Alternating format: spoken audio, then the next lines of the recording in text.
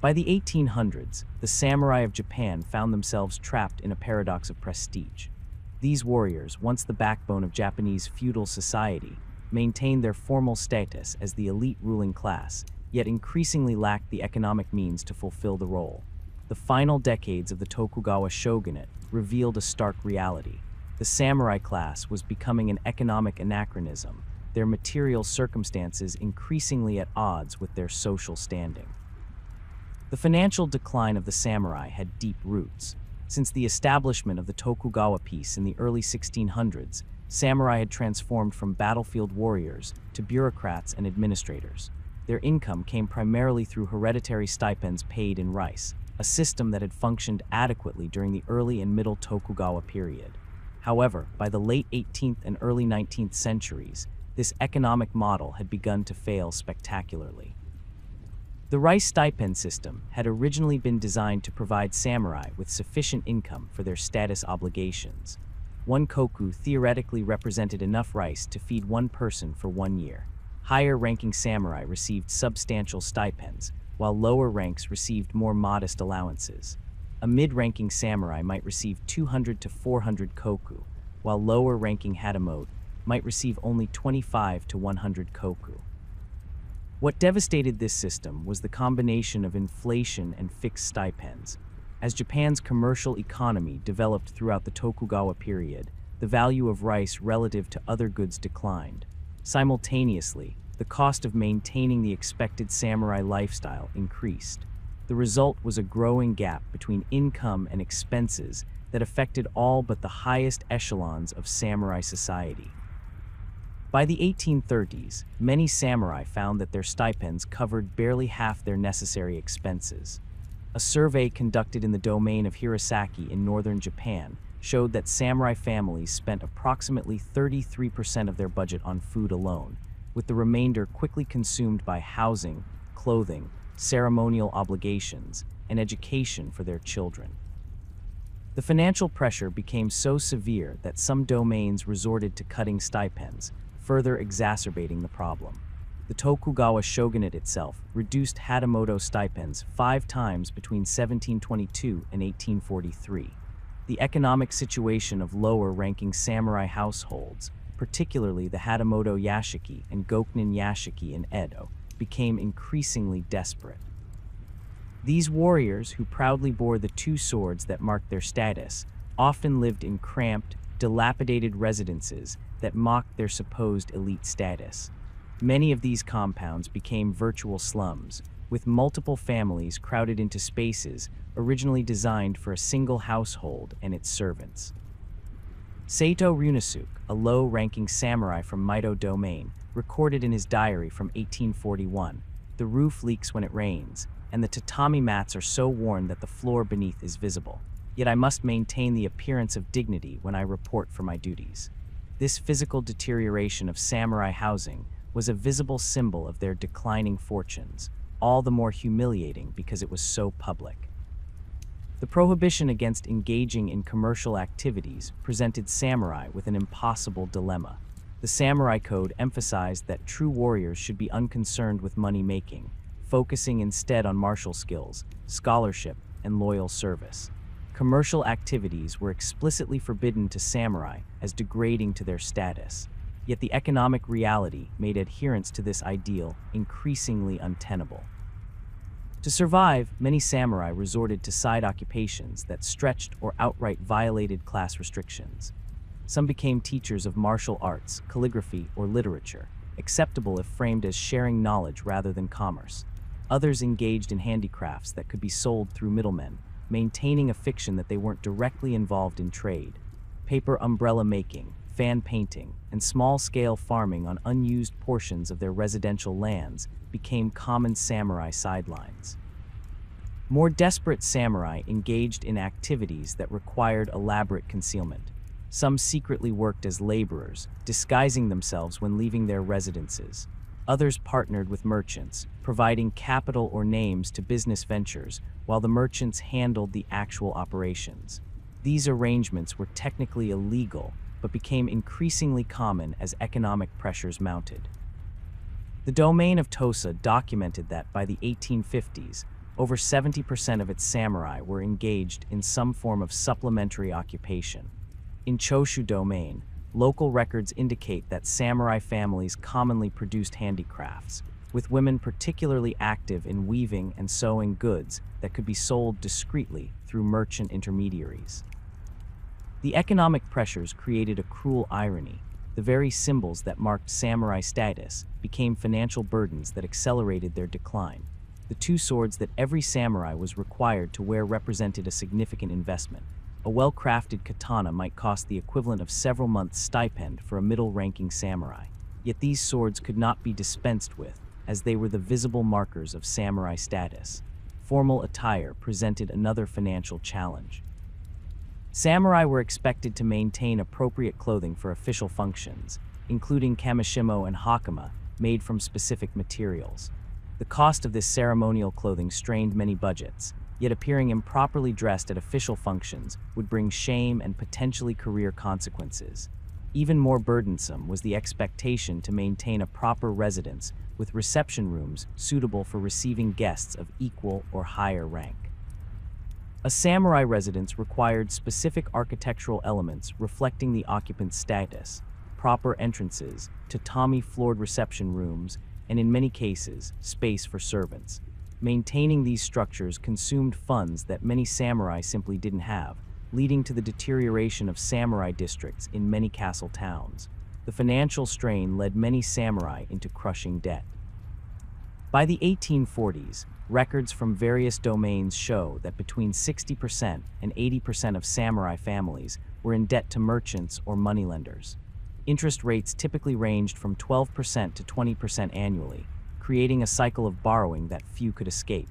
Some domains established relief programs or debt forgiveness schemes, but these were temporary measures that failed to address the structural problem. In Edo, specialized moneylenders known as fudisashi emerged to serve the samurai market, offering loans against future stipend payments. These lenders charged exorbitant interest rates, knowing that samurai had few alternatives. Many samurai found themselves surrendering their stipend receipts to these lenders immediately upon receiving them, leaving nothing for their actual living expenses and necessitating further borrowing. The psychological impact of this economic contradiction was profound. Samurai culture emphasized qualities like honor, loyalty, and self-discipline. Financial distress forced many samurai to compromise these values, creating deep internal conflicts. The shame associated with taking on menial work or falling into debt was particularly acute in a culture that prized appearances and proper conduct. Matsudaira Sadanobu, a senior shogunate official in the late 18th century, lamented that samurai sell their swords to buy rice, then sell their honor to replace their swords. This observation captured the cycle of compromise that many warriors found themselves trapped in, sacrificing the very symbols of their identity to survive, then compromising their principles to maintain appearances. The strain was particularly evident in samurai families with sons approaching adulthood. Coming-of-age ceremonies required new formal clothing and swords, expenses that many families could not afford without going further into debt. Some families delayed these ceremonies, but this only postponed the inevitable expense while potentially damaging the young man's career prospects. Daughters presented another financial challenge. Samurai marriages required appropriate dowries, and the cost of preparing a daughter for marriage could strain family finances for years. Many samurai families found themselves unable to arrange suitable marriages for their daughters due to financial limitations, creating another source of shame and anxiety. The economic pressures also affected the traditional samurai emphasis on education. Samurai were expected to be literate and knowledgeable in Confucian classics, history, and martial arts. Maintaining this educational standard required investments in books, tutors, and in some cases, attendance at domain schools. As economic conditions worsened, many families struggled to provide proper education for their children, threatening the intellectual foundations of samurai identity. Attempts to address these problems at the domain level often proved inadequate or counterproductive. Some domains established relief stipends or offered loans at favorable rates, but these measures rarely matched the scale of the problem. Other domains encouraged samurai to engage in officially sanctioned side occupations like silk raising or paper making, but these activities rarely generated sufficient income to close the gap between stipends and expenses. The Tokugawa shogunate itself attempted several reforms to address the samurai economic crisis. The Tenpo reforms of the 1830s and 1840s included measures to reduce luxury spending and stabilize rice prices, but these efforts failed to reverse the fundamental economic trends undermining samurai finances. The Ansei reforms of the 1850s similarly produced limited results, as they did not address the core contradiction of samurai status without adequate economic support. By the 1850s, when Western powers began pressing Japan to open its borders, the samurai class was already in advanced economic decay. The financial strains had created widespread discontentment, particularly among lower and middle-ranking samurai who bore the brunt of the economic contradictions. This discontentment would eventually fuel the revolutionary movements that brought down the Tokugawa shogunate in the 1860s. The crumbling economic foundation of samurai status created a class of warriors who maintained the outward symbols of privilege while experiencing private desperation. They were expected to embody traditional values of austerity and self-discipline, yet were unable to meet basic needs without compromising those same values. They carried swords they could not afford, lived in houses they could not maintain, and performed duties for which they received inadequate compensation. The economic deterioration of the samurai class created fertile ground for crisis, but it was the arrival of foreign warships that truly shattered Japan's carefully maintained isolation. On July 8, 1853, 4 American warships commanded by Commodore Matthew Perry entered Edo Bay, their black hulls and smoking stacks presenting an unprecedented sight to the Japanese observers who rushed to the shore. The Black Ships, as they came to be known, carried not just sailors and diplomats, but a message that would fundamentally alter Japan's relationship with the world and devastate what remained of samurai prestige. The Perry expedition represented a technological and military reality that Japan's leadership could not ignore. The American warships were steam-powered, iron-reinforced vessels armed with 73 cannons capable of firing explosive shells, weapons far beyond anything in Japan's arsenal. When Perry arranged a demonstration of American firepower, firing shells at targets in the bay, the sound echoed through Edo, a thunderous announcement of Western military superiority that required no translation. For the samurai who witnessed this display, the implications were devastating. These warriors, whose identity was built around their status as Japan's military elite, were confronted with weapons that rendered their swords, spears, and traditional fighting techniques effectively obsolete. Mito domain retainer Aizawa Seishisai recorded his impressions. Their ships move without sails, against the wind and tide. Their cannons can destroy castle walls from distances our weapons cannot reach. We face an enemy against whom our traditional advantages mean nothing. The Perry expedition placed the Bakufu in an impossible position. The Tokugawa regime had maintained legitimacy partly through its promise to protect Japan from foreign threats. Now, faced with overwhelming Western military technology, the shogunate could neither repel the foreigners nor refuse their demands without risking destruction. The Bakufu's senior counselor, Abe Masahiro, took the unprecedented step of circulating Perry's demands to daimyo throughout Japan, seeking consensus rather than issuing orders, a tacit admission that the shogunate could not handle this crisis alone. The responses revealed deep divisions. Some daimyo advocated immediate military resistance despite the technological disadvantage. Others recognized the futility of armed confrontation and recommended temporary accommodation while Japan strengthened itself. None offered solutions that would preserve both national security and samurai honor. When Perry returned in February 1854 with an even larger fleet, the Bakufu signed the Treaty of Kanagawa, opening 2 ports to American ships and establishing formal diplomatic relations. This treaty, followed by similar agreements with Britain, Russia, and the Netherlands, shattered Japan's isolation policy that had been maintained for over 2 centuries. For many samurai, these treaties represented not just a diplomatic defeat, but a profound betrayal of national values. The policy of seclusion had been more than a practical measure. It had become intertwined with Japanese identity and the samurai's role as guardians of national purity. The crisis triggered by Perry's arrival exposed and accelerated the fracturing of samurai society into competing factions. The most vocal opposition came from adherents of Sano Joy, who advocated rejection of foreign demands and a return to traditional values under imperial leadership. This movement found particular support among lower-ranking samurai from domains like Mito, Choshu, and Satsuma, where economic hardship had already created resentment toward the Bakufu. Maki Izumi, a middle-ranking samurai from Choshu, expressed the sentiment in a letter to his brother. The shogunate has abandoned its sacred duty to protect our divine land. If the appointed guardians will not act, then we who still honor the way of the warrior must do so. This perspective gained traction particularly among younger samurai, educated in traditional Confucian and nativist thought, who viewed compromise with foreigners as moral weakness rather than practical necessity.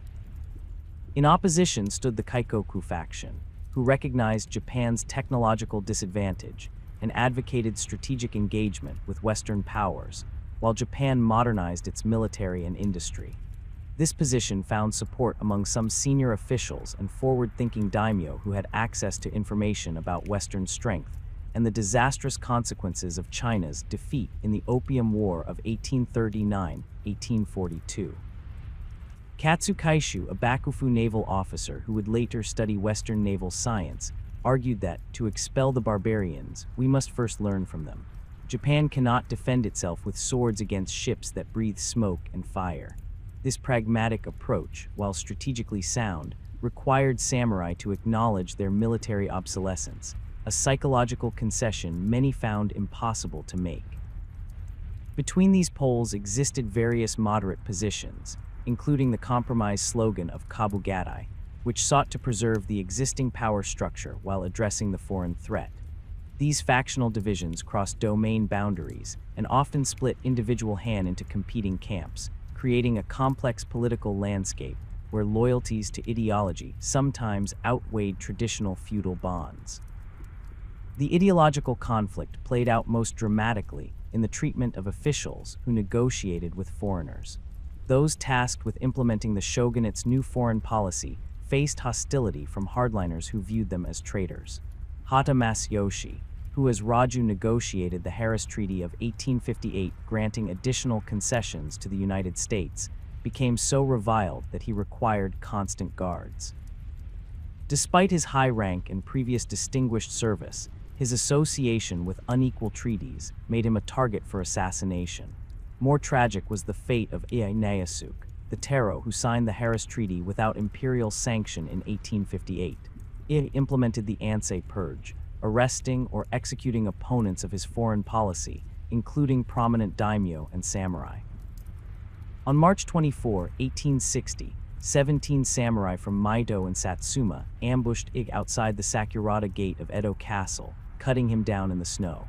The assassins left a manifesto declaring they had acted to punish I's disrespect toward the emperor and his accommodation of foreigners. One of the attackers, Kyusuke Morinori, carried a knife inscribed with the words "Loyalty to the Emperor, Punishment of the Traitor." The Sakurada Gate incident demonstrated how the foreign crisis had transformed traditional concepts of loyalty and rebellion. The attackers violated their oath to the shogun by killing his chief minister, yet claimed they acted out of higher loyalty to the emperor and nation. This redefinition of samurai duty would eventually undermine the entire Tokugawa system, as warriors increasingly cited imperial or national interests to justify actions against their formal feudal superiors. Lower-ranking officials who implemented foreign treaties faced similar dangers with less protection. Customs officials, interpreters, and guards assigned to the foreign settlements in treaty ports like Yokohama and Hakodate found themselves caught between conflicting obligations.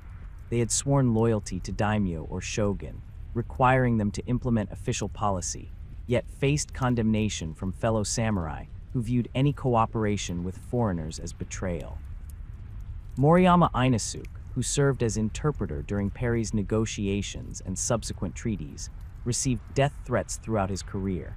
Despite his crucial role in preventing misunderstandings that might have led to war, he was viewed with suspicion by hardliners.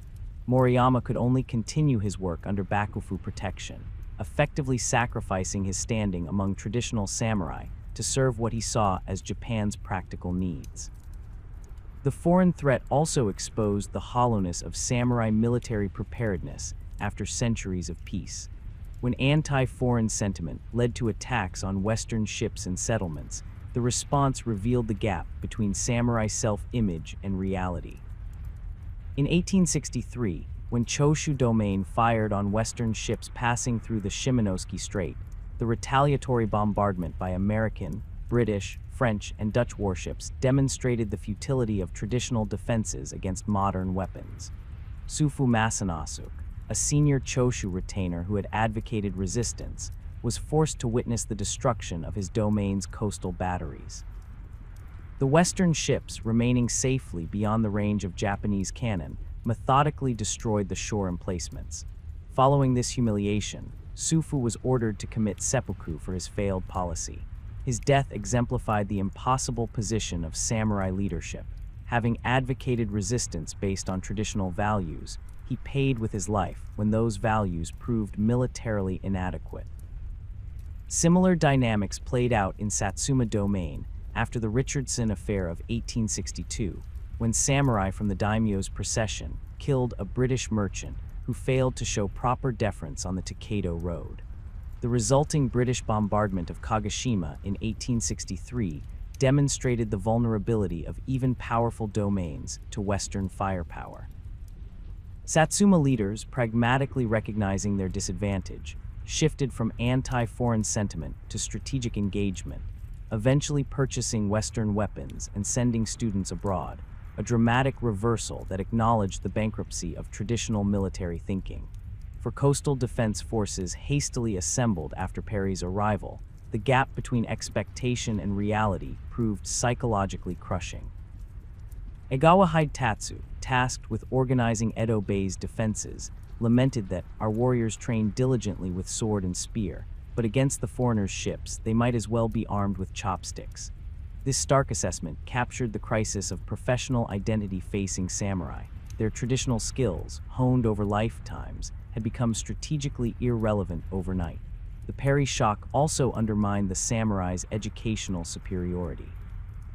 Traditional samurai education emphasized Chinese classics, Confucian ethics, and Japanese history, knowledge that proved useless for understanding Western technology, science, and diplomacy. Suddenly, merchants with practical knowledge of foreign trade and craftsmen who could replicate Western techniques possessed more valuable skills than samurai scholars versed in classical texts. This educational deficit became apparent when the Bakufu established the Institute for the Investigation of Barbarian Books in 1856 to translate and study Western texts. The Institute recruited scholars based on ability rather than status, including non-samurai with language skills or technical knowledge. For traditional samurai scholars, seeing merchants or lower-class interpreters elevated to positions of influence because they could speak Dutch or English represented another erosion of status-based privilege. The foreign crisis that erupted with Perry's arrival quickly exposed a brutal truth. Japan's traditional military system was fundamentally obsolete. By the early 1860s, the samurai faced not just economic decline, but professional irrelevance as Japan's leadership embarked on military reforms that would systematically displace traditional warriors from their core function in society. The first serious attempt to create Western-style military units began in 1862, when the Shogunate established the Kabusho in Edo. Unlike traditional martial training centers that focused on swordsmanship and individual combat, the Kabusho emphasized modern infantry tactics, artillery operation, and coordinated maneuvers. The institute recruited French military advisors, including Captain Jules Brunet, who introduced European drill methods, command structures, and weapons handling. What made the Kabusho revolutionary was not just its Western curriculum, but its recruitment policy. Though initially dominated by samurai, The institute gradually accepted commoners with appropriate physical attributes and learning capacity. Height, strength, and intelligence became more important qualifications than hereditary status. For samurai who had spent years mastering traditional weapons, watching peasants master rifle drills in months proved deeply unsettling. Matsudera Taro, a mid-ranking Aizu samurai who observed Kabusho training in 1863, wrote to his father, "The peasant recruits learned to load and fire 3 times per minute after just weeks of training. My 20 years of swordsmanship would mean nothing against their volleys." This recognition, that decades of traditional martial arts training could be rendered irrelevant by weeks of firearms instruction, undermined the entire basis of samurai military identity. The shogunate expanded these reforms in 1864 with the creation of the Denshutai, an elite force modeled on French military units. The Denshutai incorporated not just French weapons and tactics, but French-style uniforms, commands, and even military music. Soldiers marched to bugles and drums rather than traditional war cries, trained with bayonet-equipped rifles rather than swords, and learned mathematical calculations for artillery rather than meditation techniques to perfect their swordsmanship. For many traditional samurai, these changes represented not just practical adaptation, but cultural betrayal. The new units dispensed with time-honored rituals that had defined samurai military service for centuries. Gone were the elaborate preparations before battle, the individual combat challenges, and the emphasis on personal honor that had characterized traditional warfare. In their place came the anonymous precision of modern military discipline, where soldiers functioned as interchangeable parts in a mechanical system. The domain of Satsuma, initially among the most anti-foreign, paradoxically became a leader in military modernization after its confrontation with British forces in 1863. Under the leadership of Seigo Takamori and Okubo Toshimichi, Satsuma established the Shuseiken, a military-industrial complex that included not just training facilities, but factories to produce modern weapons. By 1865, Satsuma forces included infantry units trained in Western tactics and equipped with imported rifles. Choshu Domain followed a similar path after its defeat by Western powers in the Shimonoseki campaign. Under reformers like Takasugi Shinsaku, Choshu created the Kiheitai in 1863, a military unit that explicitly recruited based on ability rather than class. The Kiheitai included samurai, peasants, and merchants serving side by side, with promotion based on merit rather than hereditary rank. Takasugi famously declared, "A samurai is not born but made through spirit and training," directly challenging centuries of class-based military identity. The Kiheitai's effectiveness became apparent during the Second Choshu expedition of 1866, when shogunate forces attempted to punish the domain for defiance. Choshu's modernized units, fighting with imported rifles and artillery in coordinated formations, decisively defeated the larger but traditionally organized shogunate army. This victory demonstrated that the future belonged to modern military organization, not traditional samurai fighting methods. For the average samurai, these reforms created a painful dilemma. Adapting to the new military system meant abandoning skills and traditions passed down through generations. The samurai sword, or katana, had been more than a weapon. It was described as the soul of the samurai, a physical embodiment of warrior values. Yet in modern warfare, this cherished symbol had become militarily irrelevant, reduced to a ceremonial accessory worn alongside the rifles and pistols that provided actual combat effectiveness. Nakamura Henjiro, a samurai from Tosa Domain who joined a modernized unit in 1866, described the psychological adjustment. "My grandfather taught me that a samurai's sword should never leave his side, that it was an extension of his spirit. Now I am told to set it aside during training, as it interferes with rifle drills. The weapon that defined us has become an inconvenience." This cultural dislocation affected even samurai, who intellectually accepted the necessity of military modernization. The new emphasis on firearms particularly challenged samurai identity because traditional warrior ethics had long denigrated such weapons. Since the 16th century, samurai culture had maintained that firearms were less honorable than swords, suitable for ashigaru but beneath true warriors. The famous swordsman Tsukahara Bokyuden had expressed this sentiment. The bow and gun require little strength. Women can use them, but the sword is the only weapon worthy of a samurai. Now, military effectiveness demanded that samurai embrace weapons their tradition had explicitly deemed inferior. The modernization of military ranks and command structures further eroded samurai prerogatives. Traditional Japanese armies had organized leadership based on hereditary status, with command positions reserved for samurai of appropriate rank. The new military units introduced meritocratic promotion systems where demonstrated competence outweighed family background. This created the previously unthinkable situation where lower-ranking samurai, or even talented commoners, could command higher-ranking samurai based on military qualification rather than social status. In the shogun's French-trained forces, this status inversion became increasingly common by 1867.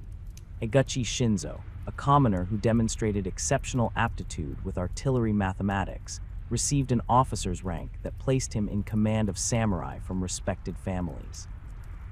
Contemporary accounts describe the visible discomfort of samurai forced to salute and obey individuals they would previously have considered social inferiors.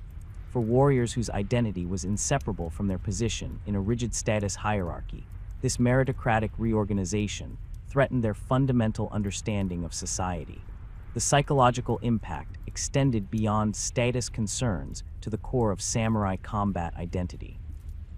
Traditional samurai training had emphasized individual combat prowess, with warriors expected to distinguish themselves through personal bravery and skill. Modern warfare, however, valued disciplined coordination over individual heroics. Soldiers were trained to maintain formation, follow orders precisely, and subordinate personal initiative to unit effectiveness. The qualities that had defined a superior samurai, creative swordsmanship, individual courage, and distinctive fighting style, became liabilities rather than assets in modern military units. Egawa Teruziman, an instructor at the Kabusho, noted this conflict in an 1865 report. The samurai trainees persist in seeking individual distinction, breaking formation to demonstrate courage. They must be taught that in modern warfare, such behavior endangers the entire unit.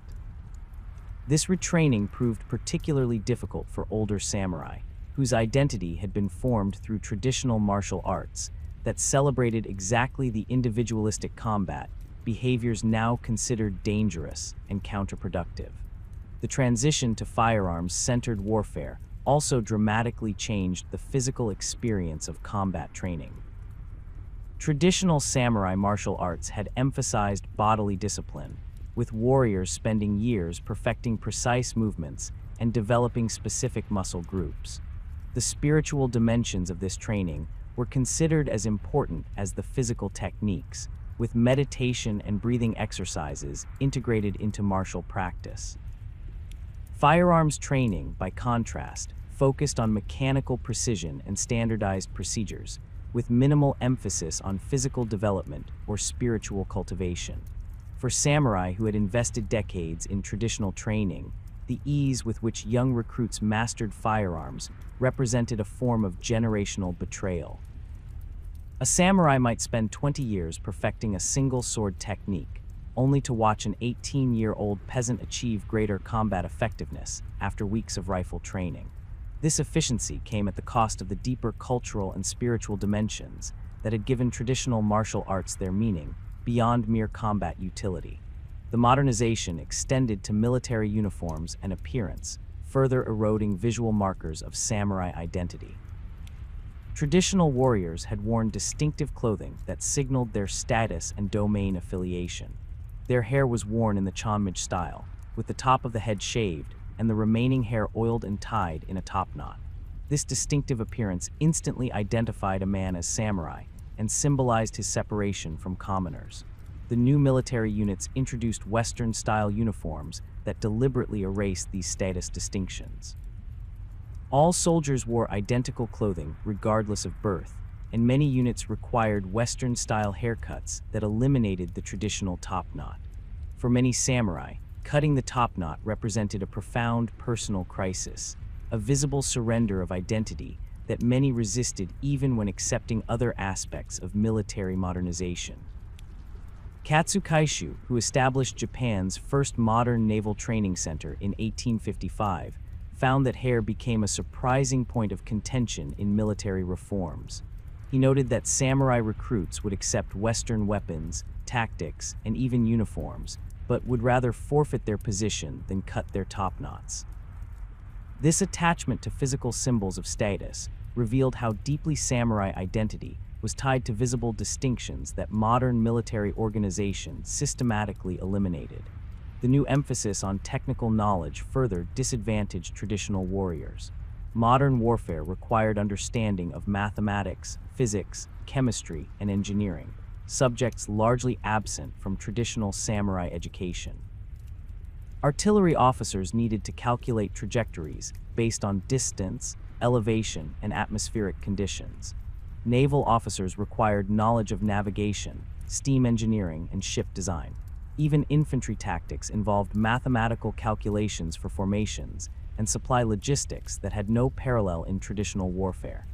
This technical dimension created opportunities for commoners with practical education, while disadvantaging samurai versed only in classical studies. Merchants and artisans who had studied Dutch learning for commercial purposes suddenly possessed knowledge vital for military modernization.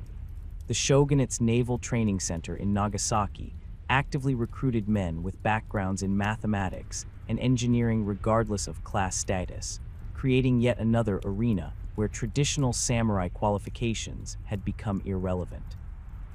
By 1867, the final year of the Tokugawa Shogunate, Japan's military landscape had transformed fundamentally. The shogunate maintained a French-trained army of approximately 13,000 men, equipped with modern weapons and organized according to Western principles. Major domains including Satsuma, Choshu, and Tosa had established their own modernized units.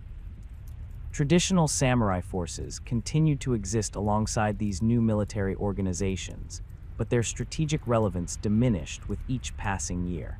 The Boshin War of 1868-1869, which established the Meiji government, demonstrated the complete military obsolescence of traditional samurai warfare. At the Battle of Toba Fushimi in January 1868, imperial forces composed primarily of modernized Satsuma and Choshu units defeated shogunate forces despite being outnumbered.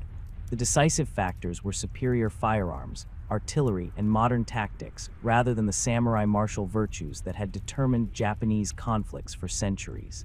For individual samurai caught in this transition, the psychological impact was devastating. Warriors who had defined themselves through martial skills, cultivated over lifetimes, watched those skills become irrelevant to actual warfare. Men who had taken pride in their distinctive appearance and privileged status found themselves indistinguishable from commoner soldiers in the new military units. The very qualities that had defined excellence in a samurai, individuality, distinctive fighting style, and status consciousness, became liabilities rather than assets in modern military organization. The military obsolescence of the samurai class coincided with an economic collapse that struck at the very foundations of Tokugawa society. By the 1830s, the Bakufu's financial system was in free fall, caught in a spiral of debt, devaluation, and desperate reform attempts that further devastated samurai livelihoods. The roots of this financial disaster extended back to the mid-18th century. The Tokugawa financial system had been built on a rice-based economy, with land taxes collected in rice and samurai stipends paid in rice certificates.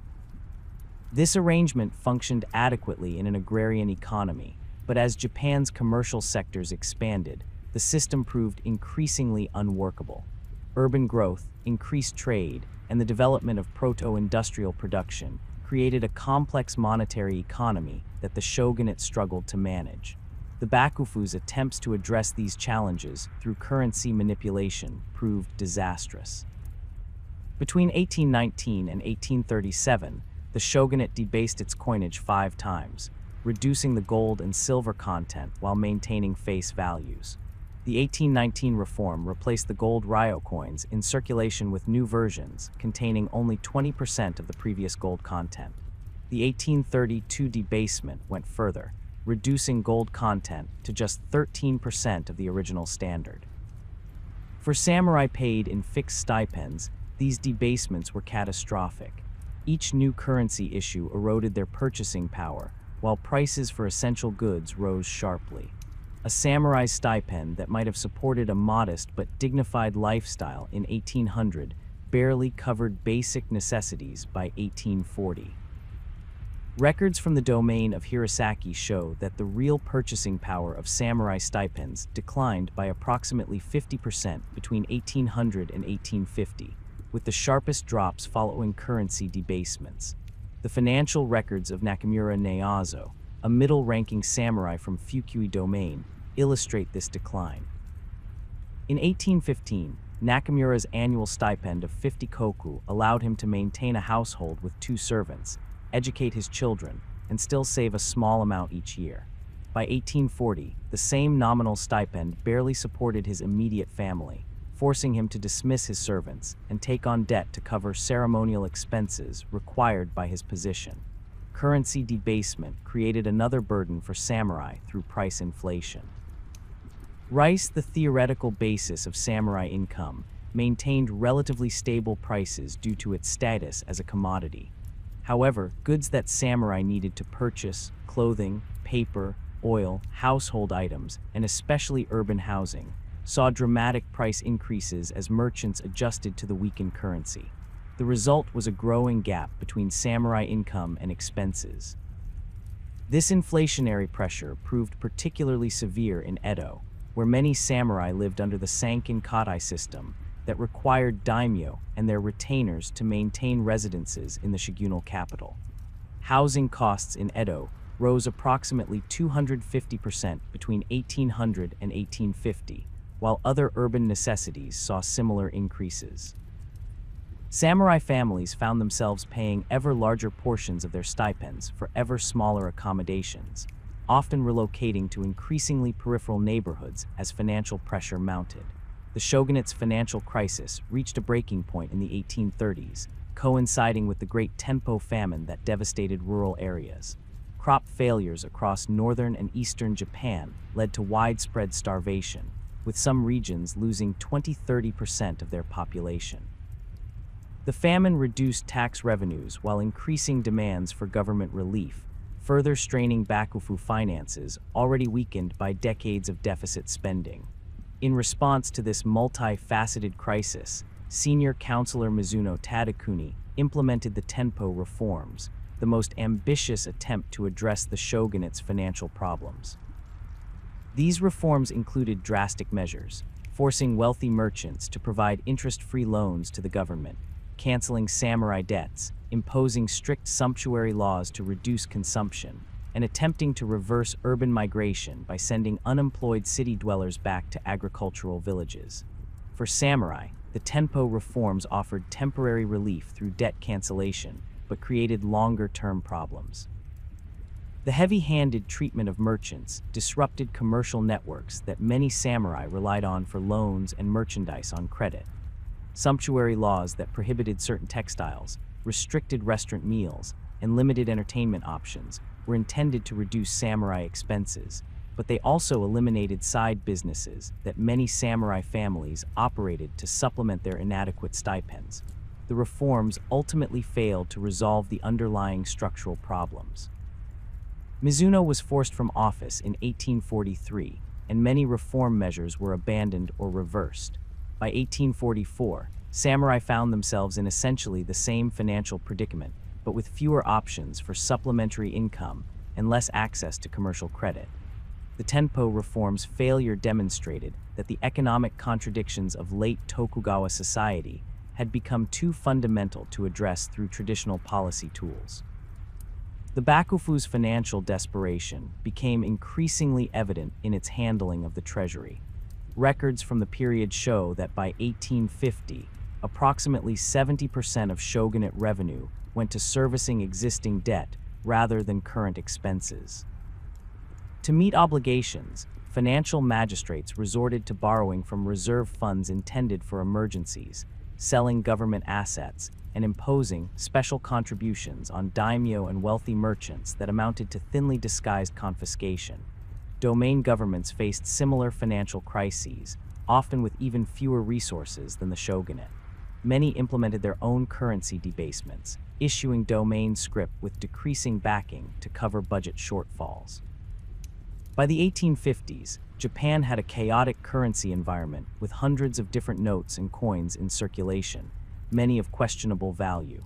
This monetary confusion particularly disadvantaged samurai, who lacked the commercial expertise to navigate the complex exchange rates and relative values. The financial records of Tsugaru domain illustrate how these pressures affected samurai at the domain level. In 1842, the domain reduced samurai stipends by 20%, describing the cut as a temporary measure to address budget shortfalls. In 1845, another 15% reduction followed. By 1850, stipends had been cut a third time, leaving samurai with barely half their nominal income. Similar patterns occurred across Japan, with domains from Satsuma in the south to Nambu in the north implementing what amounted to systematic pay cuts for their samurai retainers. While samurai incomes collapsed, merchant wealth continued to grow, creating a status wealth inversion that undermined the entire Tokugawa social hierarchy. The Tokugawa class system had placed samurai at the top, followed by farmers, artisans, and merchants at the bottom. By the mid-19th century, this orderly arrangement had been economically inverted, with merchants controlling vast wealth while samurai sank into poverty. The House of Mitsui provides a striking example of this inversion. Beginning as textile merchants, the Mitsui family expanded into banking, exchange services, and government contracting. By 1850, their wealth exceeded that of many daimyo, allowing them to live in mansions that dwarfed all but the most senior samurai residences. While technically occupying the lowest social rank, wealthy merchant houses like Mitsui, Konik, and Sumitomo exercised significant economic power, often serving as essential creditors to samurai and daimyo alike. This economic reality created daily humiliations for samurai. Many found themselves deeply indebted to merchants they were supposed to outrank socially. A samurai might assert his theoretical superiority by keeping a merchant waiting or speaking condescendingly, only to leave the meeting having secured another high-interest loan necessary for his family's survival. This contradiction between social theory and economic reality created psychological strain that pervaded late Tokugawa samurai society. The financial desperation drove many samurai to measures that would have been unthinkable in earlier periods. Some secretly pawned their swords, the very symbols of their status, to cover living expenses. Others sent female family members into service in merchant households, a practice previously considered beneath samurai dignity.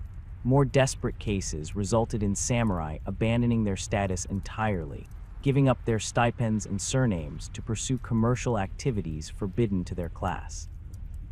The domain of Yonezawa documented that between 1840 and 1860, approximately 60 samurai households formally surrendered their status, while many more engaged in prohibited commercial activities while nominally maintaining their warrior rank. The domain government, facing its own financial crisis, often turned a blind eye to these technical violations, tacitly acknowledging that strict enforcement of class restrictions had become economically impossible. The case of the Hasakawa family from Kumamoto domain illustrates how financial pressure affected even relatively privileged samurai. As middle-ranking retainers with a stipend of 150 koku, the Hasakawas had maintained a respectable position for generations. By the 1850s, however, stipend reductions and inflation had forced them to sell family heirlooms, dismiss all servants, and convert part of their residence into a small workshop where family members produced paper goods for sale through merchant intermediaries. Their eldest son delayed marriage because they could not afford the customary gifts and ceremony, while their daughter worked as a seamstress in the domain lord's household, rather than making the advantageous marriage her status should have commanded. Similar stories repeated across Japan, with variations reflecting local conditions but consistent themes of decline. In Sendai Domain, approximately 40% of middle and lower-ranking samurai households had pawned their formal ceremonial clothing by 1860, rendering them unable to appear at official functions, effectively preventing them from performing their duties. In Tosa, domain records indicate that roughly one-third of samurai families had sold portions of their residential land to cover expenses, shrinking their living space while violating traditional prohibitions against dividing samurai properties. The economic crisis created particular hardships for samurai widows and female-headed households. Without a male stipend holder, these families faced severe financial constraints. Traditional expectations prevented samurai women from engaging in visible commercial work, yet many had no alternative. Domain records from the 1850s show increasing numbers of applications from samurai widows seeking permission for their daughters to marry commoners, matches previously considered beneath their status but now economically necessary. The financial collapse also damaged samurai education, traditionally a core element of warrior identity. Samurai families struggling for basic necessities could not afford books, tutoring, or the domain schools that had previously ensured their children received proper training in Confucian classics, mathematics, and martial arts. This educational decline threatened to make the next generation of samurai even less prepared for either traditional or modern roles, accelerating their marginalization. By the 1860s, the samurai as a class had become economically unsustainable. The total stipends paid to Japan's approximately 1.5 million samurai consumed 25–30% of national agricultural output, an immense burden for an unproductive class that constituted less than 7% of the population. Neither the bakufu nor domain governments could afford to maintain this system, yet they could not easily dismantle it without undermining their own legitimacy, which rested on samurai loyalty. The arrival of Western powers in the 1850s exacerbated these financial pressures. The treaties imposed on Japan required the construction of new facilities for foreign trade, the establishment of diplomatic missions, and eventually, investment in modern military equipment. These additional expenses strained government finances that were already near collapse, forcing further reductions in samurai stipends to free resources for modernization projects deemed essential for national survival. The financial records of the Tokugawa shogunate's final decade reveal the impossible economic contradictions facing Japan's traditional elite. By 1867, the bakufu was spending approximately 3 times its annual revenue, covering the difference through emergency loans, asset sales, and currency manipulation. This unsustainable approach reflected the absence of viable alternatives within the traditional system, the financial equivalent of a terminal patient kept alive through increasingly desperate measures. For ordinary samurai, the economic catastrophe of the late Tokugawa period transformed their class identity from a source of pride to a burden. The very status that had once guaranteed them privilege and security now trapped them in a position of declining stipends, increasing expenses, and restrictions that prevented adaptation to economic reality. The warrior class that had dominated Japan for centuries found itself not only militarily obsolete but economically bankrupt, a double crisis from which traditional samurai society could not recover. By the 1860s, the samurai faced not just economic collapse and military obsolescence, but a profound crisis of political allegiance. The centuries-old certainties about loyalty, the core value of samurai identity, had fractured along new fault lines that left many warriors caught in impossible positions. The traditional structure of samurai loyalty had been straightforward.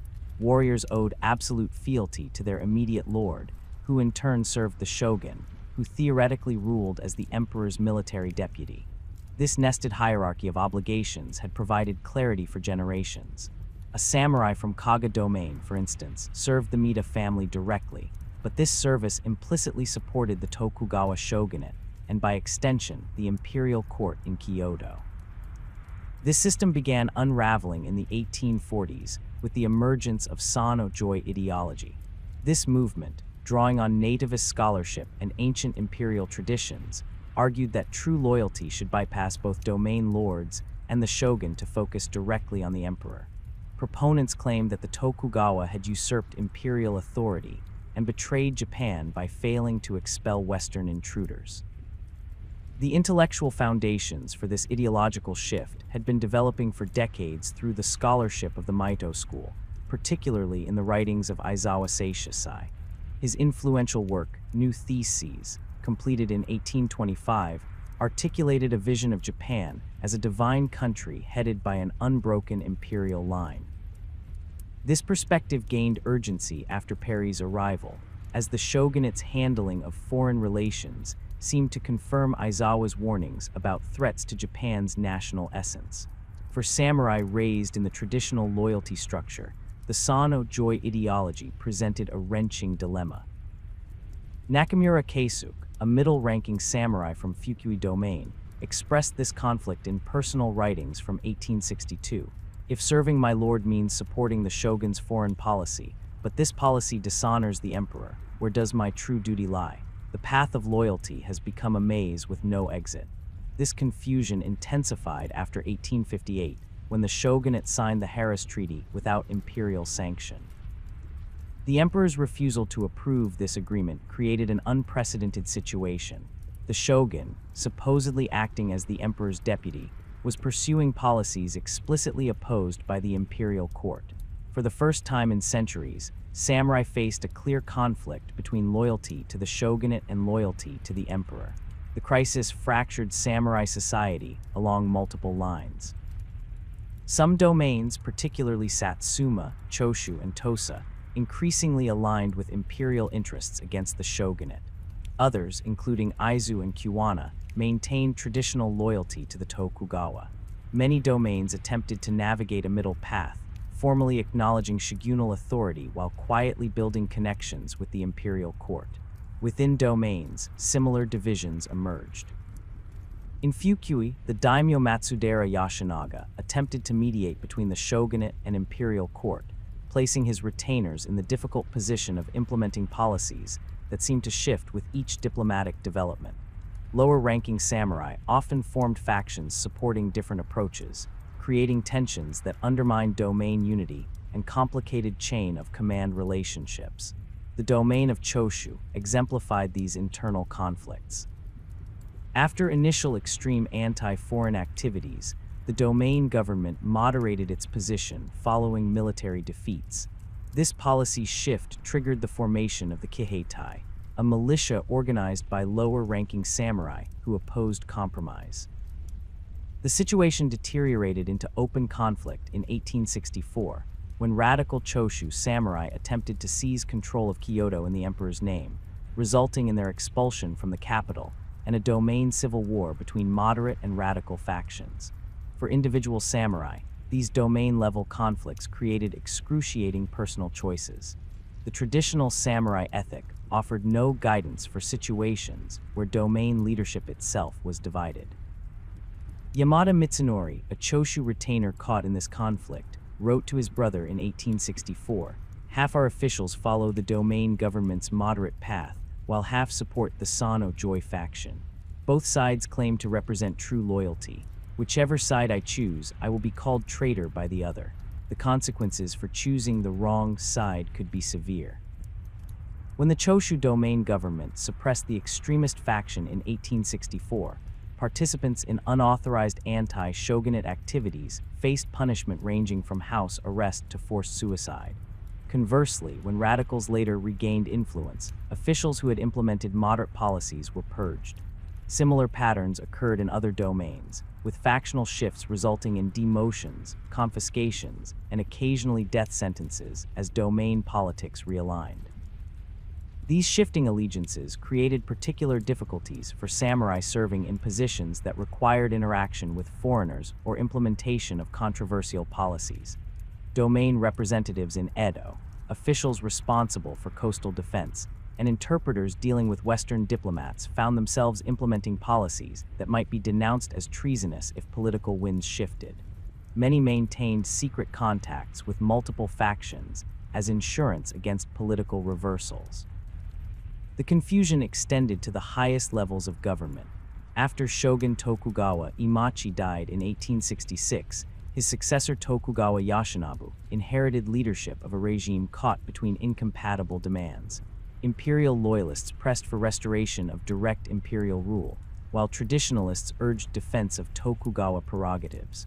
Foreign powers demanded treaty compliance regardless of internal Japanese politics.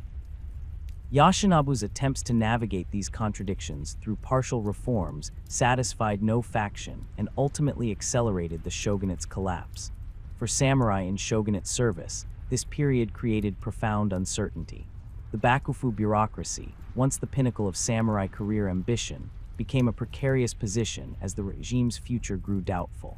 Hatamoto found their formerly prestigious status becoming a liability as anti-Tokugawa sentiment spread. Many began cultivating connections with their ancestral domains or imperial loyalist groups as hedges against regime change. The status anxiety extended to physical symbols of allegiance.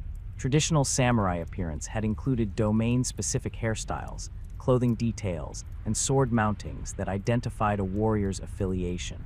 As political alignments shifted, these visible markers took on dangerous significance. A samurai traveling through territories controlled by opposing factions might find his domain identification marking him as an enemy, leading many to adopt more neutral appearances when moving between regions. The imperial court itself contributed to the loyalty crisis through inconsistent positions.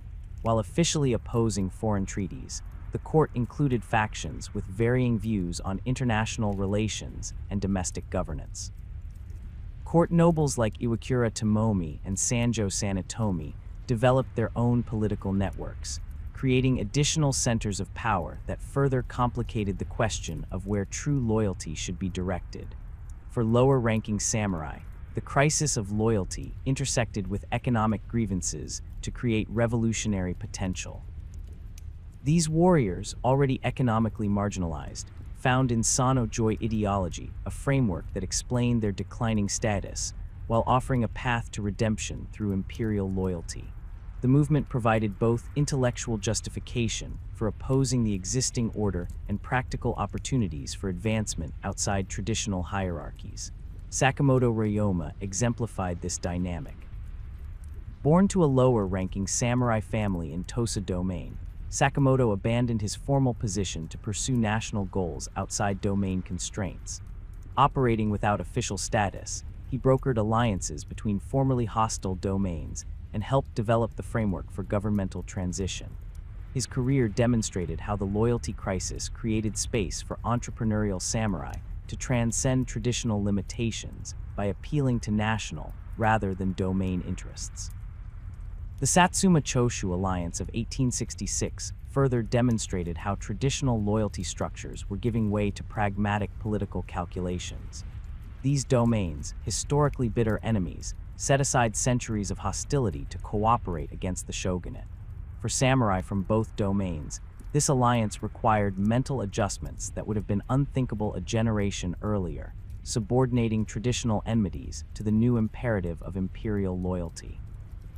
As the crisis deepened, even the concept of domain, as the focus of samurai identity, began dissolving.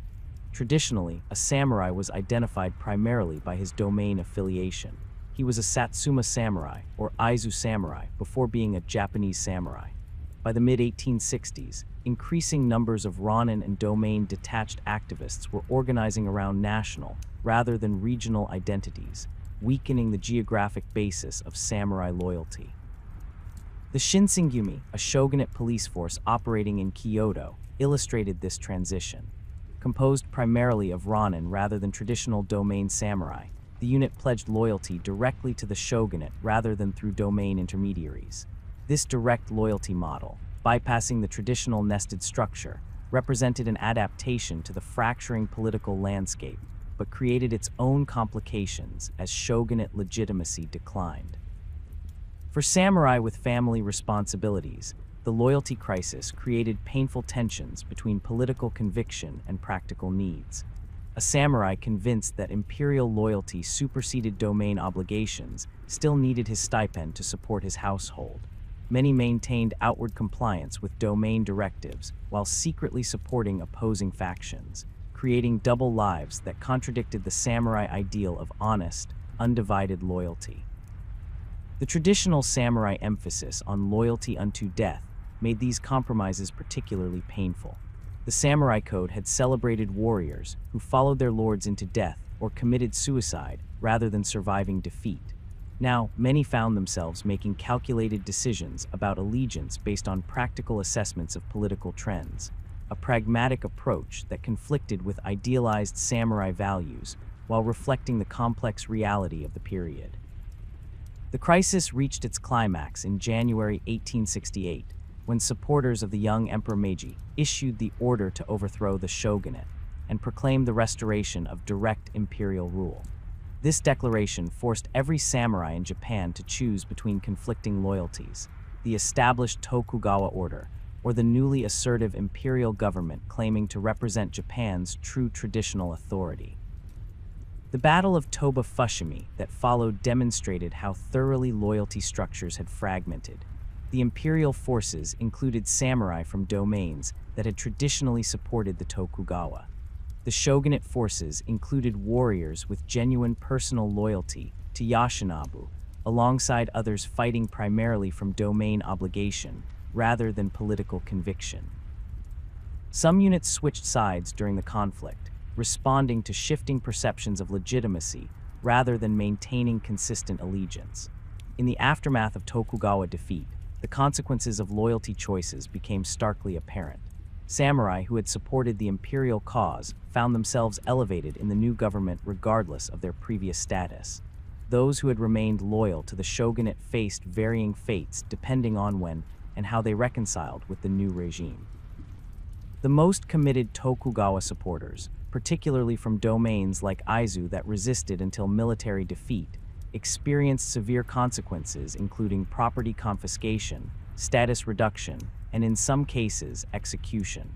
The domain of Aizu, which had maintained staunch loyalty to the shogunate, suffered particularly harsh treatment. After surrender, Aizu samurai were stripped of lands and stipends, relocated to marginal territory in northern Japan, and excluded from positions in the new government. Their experience demonstrated that in the new political landscape, traditional loyalty, once the highest samurai virtue, could be redefined as treasonous opposition to national interests. Conversely, domains that had opposed the shogunate saw their samurai disproportionately represented in the new power structure. Satsuma and Choshu warriors, regardless of their previous rank, received positions in the military and civil government that would have been unattainable under the old system. This practical demonstration that political allegiance now outweighed traditional status further undermined the foundations of samurai identity. For most samurai, the restoration created neither clear victory nor definitive defeat, but ongoing uncertainty about their place in the emerging order. The new government's initial statements emphasized continuity with traditional values while pursuing policies that would ultimately eliminate samurai privileges. Many warriors found themselves navigating another loyalty transition, supporting an imperial government that, despite its traditional legitimacy, would soon implement modernization policies more radical than anything the shogunate had attempted. The loyalty crisis of the Bakumatsu period fundamentally transformed what it meant to be samurai. For centuries, warriors had defined themselves through personal loyalty to specific lords within a stable hierarchical system. The confrontation between shogunal and imperial authority forced samurai to conceptualize loyalty in more abstract terms, to institutions, ideologies, or national interests rather than individual leaders. This transition, while intellectually sophisticated, stripped away the direct personal bonds that had given traditional samurai loyalty its emotional power and clarity. By 1869, as the Meiji government consolidated control, the traditional loyalty structure that had defined samurai identity for centuries had been irreparably broken. Warriors who had spent their lives navigating the clear hierarchies of domain service now faced a national government with new conceptions of citizenship and obligation. The samurai who had survived the crisis of torn loyalties would soon confront an even more fundamental challenge: a modernizing Japan that questioned whether there was any place for samurai at all. The collapse of the Tokugawa Shogunate in 1868 marked only the beginning of the samurai's ordeal. As the Meiji government consolidated power, it implemented a series of reforms that struck at the very foundation of samurai identity, their connection to ancestral domains. The process known as Hanseki Hakken fundamentally restructured Japan's political geography, and in doing so, severed bonds that had defined samurai existence for centuries. The dissolution of domains began in March 1869, when the daimyo of Satsuma, Choshu, Tosa, and Hizen, the four domains that had led the imperial restoration, surrendered their lands and registers to the emperor. This seemingly voluntary act was carefully choreographed by domain leaders who had already secured positions in the new government. For the samurai of these domains, the political theater did little to soften the practical impact. Their ancestral connection to specific territories was being transformed into an abstract relationship with a national entity. Matsudaira Sadanobu, a middle-ranking samurai from Tosa, recorded his reaction to the announcement. "When I heard that our lord had surrendered our domain to the emperor, I felt as though the ground beneath my feet had vanished. For 20 generations, my family has served Tosa. What does it mean to be a Tosa samurai if Tosa itself no longer exists?" This sentiment echoed across Japan as warriors confronted the dissolution of geographic identities that had structured their world. The process accelerated in August 1871, when the Meiji government issued the decree abolishing all domains and establishing prefectures. Unlike the earlier symbolic surrenders, this was a comprehensive administrative reorganization that eliminated the 260-plus domains that had comprised feudal Japan and replaced them with 72 prefectures administered by centrally appointed governors. The speed and comprehensiveness of this change stunned even those who had anticipated reforms. For ordinary samurai, the replacement of domains with prefectures represented far more than administrative restructuring. Domain identity had been central to samurai self-conception, determining everything from dialect and dress to martial techniques and administrative practices. A samurai from Kagoshima could identify another Satsuma warrior by his accent, sword style, and even the way he tied his obi.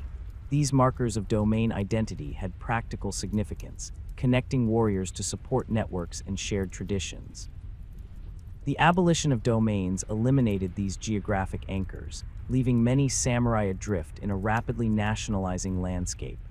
Hashimoto Sanai, a samurai physician from the former Fukui domain, wrote to a colleague in 1872, "With the stroke of a brush, they have erased centuries of distinction."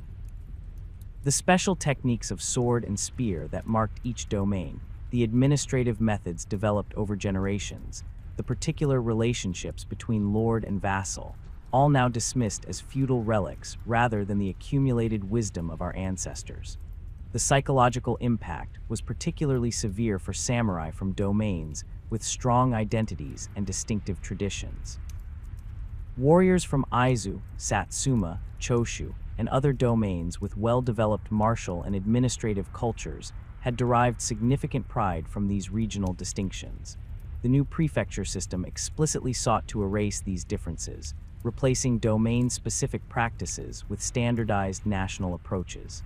Even the physical landscape that had anchored samurai identity underwent transformation. Domain castles, the symbolic centers of samurai authority, were systematically demolished or repurposed. The castle of Aizu Wakamatsu, which had withstood a month-long siege during the Boshin War, was dismantled in 1874, its stones used for other construction projects. For Aizu samurai, already relocated from their ancestral lands, this destruction represented the physical erasure of their heritage. The Meiji government's centralization efforts extended beyond administrative restructuring to attack the cultural foundations of domain identity. Local dialects, once markers of regional affiliation, became discouraged in favor of standardized Japanese. Domain-specific educational practices gave way to a national curriculum. Even clothing styles and personal appearance became subjects of standardization, with Western-influenced uniforms replacing the domain-specific variations in traditional dress that had once signaled a samurai's geographic origins. The practical hardships accompanying domain dissolution were equally devastating. The consolidation process frequently involved forced relocations as the government reorganized administrative centers. Samurai families that had lived for generations in castle towns found themselves ordered to new locations, often with minimal compensation and little time to prepare. These relocations severed connections to ancestral graves, local support networks, and the physical spaces that contained family histories. The experience of Aizu Domain provides the most dramatic example of forced relocation. After their defeat in the Boshin War, the surviving Aizu samurai were ordered to abandon their ancestral territory entirely. In 1869, approximately 30,000 Aizu residents, led by their daimyo Matsudera Katamori, were relocated to Tanami, a harsh, underdeveloped region in northern Honshu. The journey itself caused numerous deaths from exposure and disease, while the poor agricultural conditions at their destination created years of hardship. Seigo Tanomo, a senior Aizu retainer who survived the relocation, described the experience. Our people trudged through snow with whatever possessions they could carry.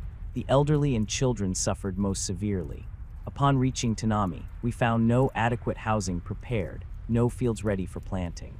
We who had managed the prosperous castle town of Aizu Wakamatsu were reduced to building crude shelters and clearing rocks from marginal land that barely supported crops. The mortality rate among relocated Aizu samurai remained elevated for years after the move, with tuberculosis and other diseases spreading in the overcrowded, poorly constructed settlements. While Aizu represents an extreme case, less dramatic but still significant relocations affected samurai throughout Japan. The formation of prefectures frequently shifted administrative centers from traditional castle towns to more commercially advantageous locations. Samurai families that had resided near domain government offices suddenly found themselves in peripheral locations, their property values plummeting as administrative functions moved elsewhere. The economic consequences of these relocations compounded the already precarious financial situation of many samurai households. Property in former castle towns often lost substantial value as administrative functions shifted to new centers. Samurai who had invested their limited resources in maintaining appropriate residences near domain offices found these investments rendered worthless by administrative reorganization. Kawaitsuganasuk, a former retainer of Nagyaka Domain, documented how relocation destroyed the economic foundation of samurai households. Families that had maintained workshops for generations found themselves separated from their customers. Those who had developed small agricultural plots near their residences lost access to this supplementary food source. Even knowledge of local resources, where to find affordable firewood, which wells provided the best water, became useless when families were moved to new locations. The dissolution of domains also dismantled the institutional structures that had provided social welfare for samurai families. Most domains had maintained systems to support warriors during illness, assist widows and orphans, and provide emergency aid during crises. These domain-based support networks had evolved over centuries to address the specific needs of samurai communities. Their elimination left vulnerable households without established safety nets precisely when economic pressures were intensifying. The domain of Kaga, for example, had maintained an elaborate system of mutual aid associations organized by neighborhood and rank.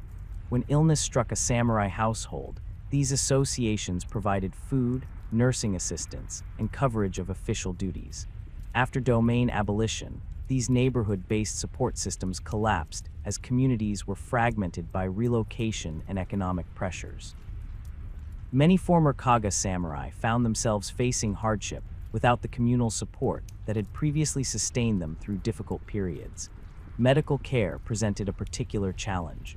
Most domains had maintained physician networks with domain-supported doctors responsible for treating samurai families. These arrangements typically provided care at nominal cost, with domain treasuries covering major expenses. The dissolution of domains eliminated these subsidized medical systems, forcing samurai to pay market rates for healthcare at precisely the time their economic situation was deteriorating. Educational disruption compounded these hardships. Domain schools had provided samurai children with education appropriate to their status and future responsibilities. These institutions typically charged minimal fees while offering instruction in classical learning, mathematics, and martial arts. The abolition of domains led to the closure of most henko, forcing samurai families to either pay for private instruction or send their children to the new public schools that were slowly being established. The Meiji government's educational reforms, while eventually creating a national school system, created a transitional period where many samurai children received inadequate or interrupted education. Yamagata Aritomo, who would later become a field marshal and prime minister, noted that many talented young men from samurai families lost years of proper instruction during the confusion of domain dissolution, creating gaps in knowledge that hampered their ability to adapt to the new society. Perhaps most devastating was the fragmentation of samurai communities that had developed over centuries. Castle towns had fostered distinct warrior neighborhoods where shared values, mutual assistance, and collective identity flourished. Samurai children grew up surrounded by role models who reinforced class values and provided guidance. Communal training areas, shared ceremonial spaces, and neighborhood gatherings created social cohesion that supported individual households through difficult times. The dissolution of domains shattered these communities, dispersing samurai populations and disrupting the social networks that had provided both practical support and psychological stability. Former neighbors found themselves scattered across new administrative divisions, often intermingled with merchants and farmers in ways that would have been unthinkable under the domain system. The resulting social isolation intensified the sense of dislocation and loss already generated by political and economic changes. The psychological impact of this community dissolution was particularly severe for samurai women, whose social lives had been structured around domain-based relationships. Unlike samurai men, who might find new connections through government service or educational institutions, women often remained isolated in unfamiliar locations with limited opportunities to rebuild support networks. Many experienced depression and anxiety as traditional visiting patterns, mutual aid arrangements, and shared ceremonial activities disappeared. Records from the early Meiji period show increased rates of mental illness, suicide, and alcohol abuse among displaced samurai populations. These patterns were especially pronounced in communities that had experienced forced relocation or had particularly strong domain identities prior to dissolution. The psychological trauma of losing ancestral connections manifested in physical symptoms that doctors of the period often diagnosed as neurasthenia or nervous exhaustion. The disruption extended to religious and ceremonial practices that had reinforced domain identity. Most domains had maintained specific shrine relationships, ceremonial calendars, and ritual observances that connected samurai to local deities and ancestors. Domain dissolution often separated warriors from these spiritual anchors, disrupting practices that had provided psychological comfort and social cohesion for generations. The domain of Morioka, for example, had maintained elaborate ceremonies honoring the domain's founding ancestors, with specific roles assigned to samurai families based on their historical relationship to these figures. The abolition of the domain and subsequent administrative reorganization rendered these ceremonies meaningless, eliminating ritual roles that had given certain lineages their distinct identity and purpose. Even funeral and memorial practices, central to samurai conceptions of family continuity, faced disruption. Many relocated samurai families could no longer regularly visit ancestral graves, breaking the connection between living warriors and the generations they had been raised to honor. Some families attempted to relocate ancestral remains to new family plots, but the expense and logistical challenges made this impossible for many, particularly those from lower-ranking or financially strained households. The government's handling of domain records compounded the sense of historical erasure. Domain archives containing genealogies, service records, and land documents the written evidence of samurai family histories, were often mishandled during administrative transitions. Some were deliberately destroyed as feudal remnants, while others were lost through neglect or damage during transportation to new administrative centers. For samurai families, the loss of these records represented not just practical difficulties in proving entitlements, but the erasure of documented lineages that had defined their place in society. Attempts by samurai to maintain domain-based organizations generally met with government suspicion or outright prohibition. When former retainers of Sendai domain attempted to form a mutual aid association in 1873, preserving some elements of their former community structure, government officials disbanded the organization as a potential threat to national unification. Similar efforts in other former domains faced comparable obstacles, forcing samurai to choose between government compliance and maintaining traditional bonds. Some domains attempted to ease the transition by creating commercial enterprises for their former samurai. The leadership of Satsuma established the Kaiseisha, a business enterprise intended to provide employment for displaced retainers. Similar efforts in Tosa, Hizen, and other domains achieved limited success, but could accommodate only a fraction of former samurai. These enterprises, while well-intentioned, could not replace the comprehensive social and economic structures that domain organization had provided. By 1876, when the government formally abolished the samurai class itself, the dissolution of domains had already fundamentally transformed samurai identity. Warriors who had once introduced themselves with pride as retainers of specific domains now struggled to articulate their place in a nationalized Japan. The geographic anchors that had given meaning to samurai existence, the castles, administrative centers, training grounds, and ceremonial spaces of their ancestral domains, had been systematically dismantled or repurposed. The loss of ancestral domain ties represented more than administrative reorganization. It constituted the unraveling of a social fabric woven over centuries. Samurai who had understood themselves as links in an unbroken chain, connecting past and future generations, suddenly found that chain severed. The geographic specificity that had given samurai identity its concrete meaning had been deliberately erased in favor of abstract national citizenship that, while theoretically more egalitarian, left many former warriors with a profound sense of rootlessness. The final blow to samurai existence came not through military defeat or administrative reorganization, but through deliberate government policy aimed at dismantling the economic and legal foundations of warrior status. Between 1873 and 1876, the Meiji government implemented a series of reforms that transformed samurai from privileged stipendiaries to ordinary citizens, eliminating both their economic base and their distinctive legal status in less than 4 years. The process began in earnest with the 1873 conscription law, which established Japan's first modern military draft system. While not directly targeting samurai finances, this law struck at the core of samurai identity by declaring that military service was now the obligation of all male citizens regardless of class background. The traditional samurai monopoly on martial functions, the fundamental justification for their stipends and privileges, was eliminated with a single legislative act. Commoners would now constitute the bulk of Japan's armed forces, while samurai would have to compete for a limited number of officer positions based on modern military qualifications rather than hereditary status. Yamagata Munemitsu, a former samurai from Hagi, noted bitterly in his diary, "They tell us our stipends were payment for military service, then declare our services no longer required." 260 years of martial training in my family, ended by bureaucrats who have never drawn a sword in battle.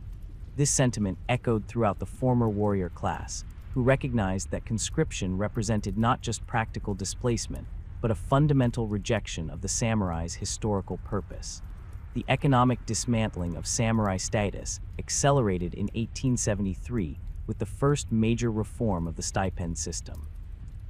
Prior to this point, the Meiji government had continued paying hereditary stipends to former samurai, maintaining the financial arrangements of the domain system, while centralizing their administration.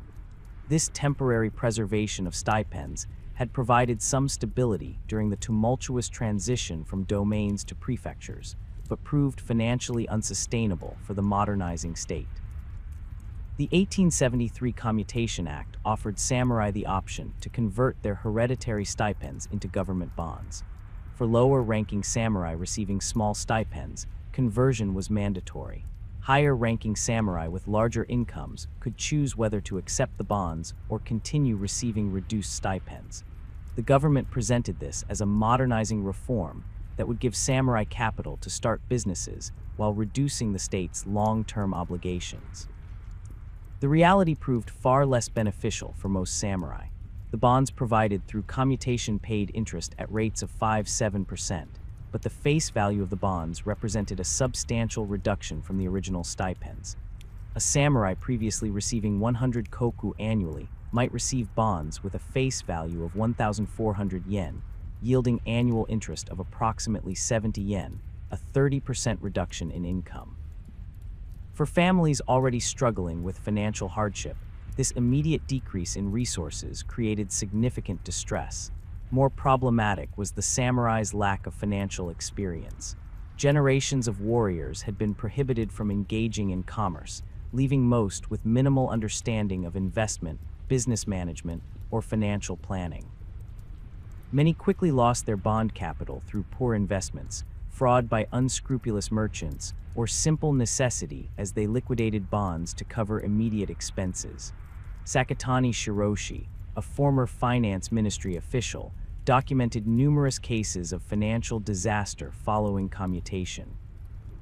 One former retainer of Kiwana domain received bonds worth 2,500 yen in 1874, invested the entire amount in a silk reeling venture recommended by a merchant acquaintance, and lost everything within 8 months when the enterprise collapsed. Another samurai from Fukui used his bonds as collateral for a loan to establish a Western-style restaurant, only to find himself bankrupt when the business failed to attract sufficient customers. Even samurai who attempted conservative management often found themselves forced to liquidate bonds to cover basic needs. Medical emergencies, housing repairs, educational expenses for children, and ceremonial obligations quickly eroded capital that was supposed to provide lifetime income. By 1876, government surveys indicated that approximately 30% of samurai who had received bonds through commutation had already sold them entirely, while another 40% had liquidated significant portions. The 1873 reforms, while damaging, still maintained the legal distinction between samurai and commoners. Former warriors retained their surnames, the right to wear swords, and certain legal privileges that reflected their elite status. This partial preservation of samurai identity ended abruptly in March 1876 with the Heitore, which prohibited the wearing of swords in public except by military and police personnel in uniform. For samurai, this prohibition struck at the most visible symbol of their identity. The sword had represented not just a weapon, but the embodiment of samurai spirit, the physical manifestation of their social role and ethical code. Tokugawa-era laws had explicitly defined sword-wearing as the exclusive privilege of the warrior class, making it the most immediate visual marker separating samurai from commoners. The removal of this privilege reduced former warriors to the same legal status as merchants and peasants they had previously outranked. The psychological impact of the sword prohibition cannot be overstated. Katsukaishu, a former Bakufu naval officer who had accepted a position in the Meiji government, recorded conversations with samurai following the edict. Men who had worn swords from childhood now feel naked walking the streets. One told me he keeps reaching for his missing sword when startled, finding only empty air where his honor once hung. This physical disorientation reflected a deeper psychological dislocation, the bodily experience of status loss made tangible through the absence of a previously constant companion. The government attempted to soften the blow by allowing samurai to carry wooden or lacquered swords for ceremonial purposes and permitting the continued wearing of traditional daggers. These concessions did little to mitigate the psychological impact. The wooden sword served as a constant reminder of diminished status rather than preserving dignity, while the permission to carry daggers emphasized that samurai were no longer trusted with full-length blades. For many samurai, surrendering their swords represented a profoundly personal loss. These weapons often constituted family heirlooms passed down through generations, some dating back centuries, and connected to specific historical events or distinguished ancestors. The blades carried not just monetary value, but embodied family history and honor. While the edict did not require confiscation, samurai could keep their swords at home. The prohibition on wearing them transformed these treasured items from living symbols of status to museum pieces overnight. The government's timing exacerbated the impact. The Heitorei came just as Japan faced a major diplomatic crisis with Korea that many samurai believed might lead to war. The prospect of conflict had raised hopes among former warriors that their martial skills might again find value. Instead, they found themselves disarmed by their own government at a moment of national tension, reinforcing their sense of betrayal and uselessness. The final elimination of samurai economic privileges came in August 1876, when the government issued a decree mandating the complete commutation of all remaining stipends into one-time bond payments. Unlike the 1873 measure, this reform offered no choice. All samurai, regardless of rank or stipend size, were required to accept government bonds in place of their hereditary incomes. The conversion rates proved even less favorable than those offered in 1873, with many receiving bonds worth only 5-6 years of their annual stipend. For higher-ranking samurai who had maintained their original stipends, this forced commutation represented a catastrophic financial blow. A senior retainer receiving 1,000 koku annually might receive bonds with a face value of approximately 11,000 yen, providing annual interest of roughly 550 yen, a 45% reduction in income. Unlike the earlier voluntary commutation, this measure offered no alternatives for those who recognized their unsuitability for commercial activities. The government justified this drastic measure as necessary for national development, arguing that the stipend system consumed nearly 1/3 of government revenue that could otherwise fund modernization projects. Finance Minister Okuma Shigenabu explicitly stated that the nation cannot progress while carrying the burden of unproductive stipendiaries, a blunt assessment that characterized samurai as obstacles to progress rather than valuable contributors to national strength. The elimination of stipends coincided with the final legal dismantling of class distinctions. In 1869, the government had reorganized the traditional four-class system into 3 new categories: Kazoku, Shizoku, and Heimin. While this reorganization had preserved some distinction for former warriors, subsequent reforms systematically eliminated the practical differences between Shizoku and Heimin status. The creation of a unified system of household registration in 1871 standardized legal documentation across all classes. The establishment of universal education through the 1872 Education Act eliminated separate schooling for samurai children. The 1873 tax reforms replaced class-based obligations with a uniform land tax system. By 1876, virtually all legal privileges previously accorded to samurai had been eliminated, leaving only the empty title of Shizoku as a marker of former status. The psychological trauma of this transition from hereditary elite to ordinary citizen manifested in various ways. Medical records from the period show increased rates of what doctors then called nervous disorders among former samurai, particularly men in their 40s and 50s who had been raised entirely within the traditional system. Symptoms included insomnia, digestive problems, chronic headaches, and what would now be recognized as depression and anxiety. Suicide rates among former samurai rose significantly in the years following stipend commutation. The government's own statistics, while incomplete, indicated that suicide among Shizoku occurred at approximately twice the rate of the general population between 1876 and 1880. These statistics likely underrepresent the true impact, as many families concealed suicides to avoid shame or financial penalties from life insurance exclusions. The economic consequences of stipend elimination proved even more severe than government planners had anticipated. While the Meiji leadership had envisioned former samurai using their bond capital to establish businesses and join the new capitalist economy, the reality was far less successful. Government surveys conducted in 1879-1880 found that less than 10% of former samurai had established sustainable businesses with their commutation bonds. The majority had experienced significant financial losses, with many reduced to poverty within 3 years of receiving their final payments. The government attempted to address this crisis through the establishment of the Shizoku Jusen-ka in 1878. This agency provided low-interest loans for business ventures, vocational training programs, and colonization projects that offered former samurai land in underdeveloped regions. While well-intentioned, these programs reached only a small percentage of the approximately 400,000 former samurai households, many of whom had already exhausted their resources before assistance became available. The colonization projects proved particularly problematic. The government encouraged former samurai to relocate to Hokkaido and other frontier regions, promising land and support for agricultural development. Many who participated found themselves facing harsh conditions with inadequate preparation and insufficient capital. The failure rate of these colonization attempts exceeded 50%, with many participants returning to their home regions poorer than when they had left. For those who remained in urban areas, employment opportunities often failed to match samurai education and self-conception. Government positions, the most socially acceptable employment for former warriors, were limited and increasingly required modern technical knowledge rather than traditional learning.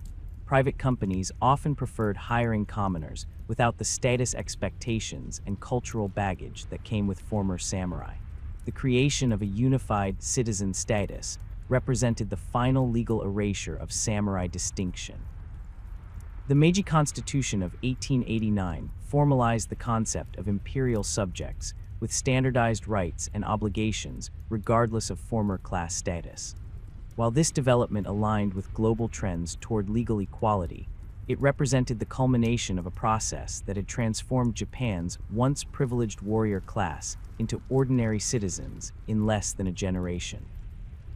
This transition proved particularly difficult for samurai women, whose identities had been shaped by distinct gender expectations within warrior households. Samurai women had occupied a complex social position, subject to stricter behavioral regulations than commoner women, but also entitled to certain educational and legal privileges denied to females of lower classes. The elimination of class distinctions disrupted these status-based gender arrangements without providing clear alternatives.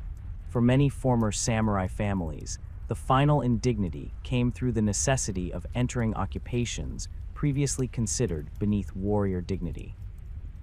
Government surveys from the early 1880s documented former middle-ranking samurai working as rickshaw pullers, construction laborers, and domestic servants, occupations that would have been unthinkable under the status system that had defined their youth. The physical demands of these jobs proved especially difficult for men trained in scholarly and administrative skills rather than manual labor.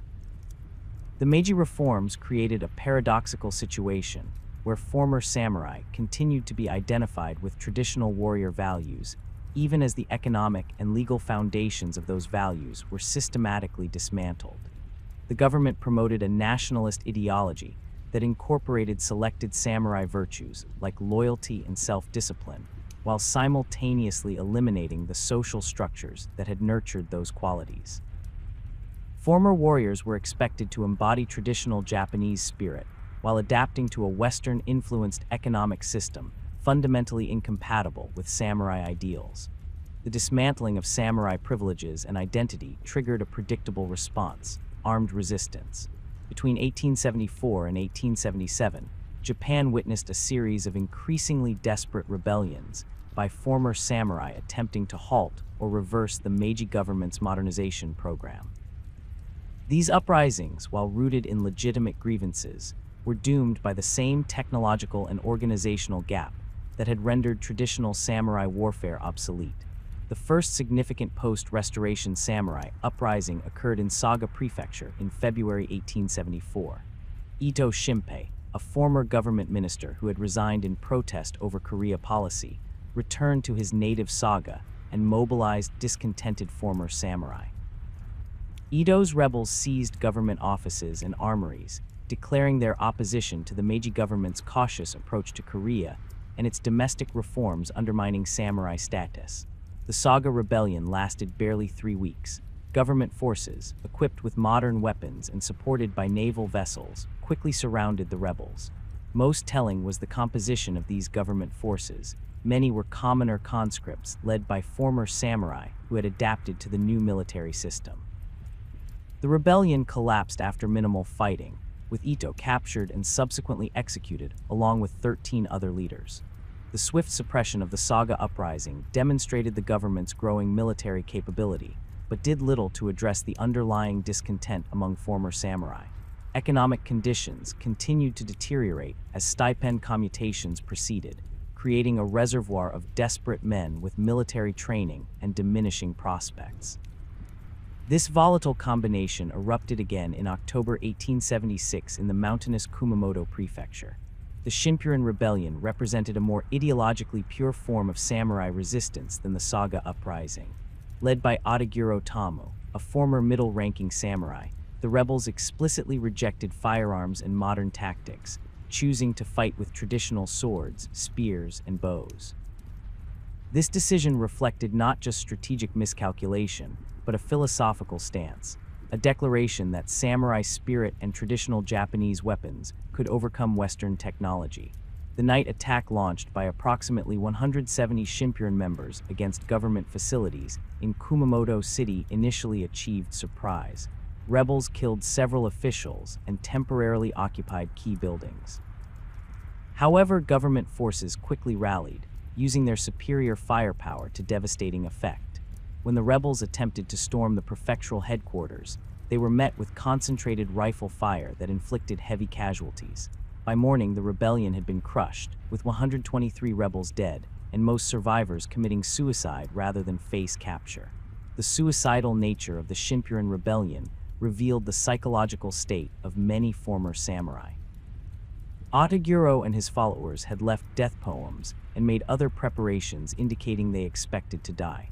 Their assault represented not a practical attempt to change government policy, but a desperate statement of defiance, a fatal demonstration that traditional samurai values remained alive even as the government dismantled their social position. The failure of the Shimpuran uprising did not deter other discontented samurai. Just 2 days later, on October 26, 1876, another rebellion erupted in Hagi, the castle town of the former Choshu domain. This uprising, led by Mibara Ise, represented a particularly bitter turn. Choshu had been one of the key domains in the Meiji Restoration, and many former Choshu samurai held prominent positions in the new government. For rebels from this region to take up arms against the regime they had helped create demonstrated how thoroughly the government's reforms had alienated even its original supporters. Mibara mobilized approximately 400 followers, mainly former lower-ranking samurai who had received minimal benefits from the restoration. Unlike the Shimpuran rebels, Mibara's forces used modern weapons and attempted conventional military operations, seizing coastal vessels and trying to secure territory. Government forces responded quickly, deploying both army units and naval vessels to isolate the rebels. After a series of skirmishes lasting about 2 weeks, the uprising collapsed.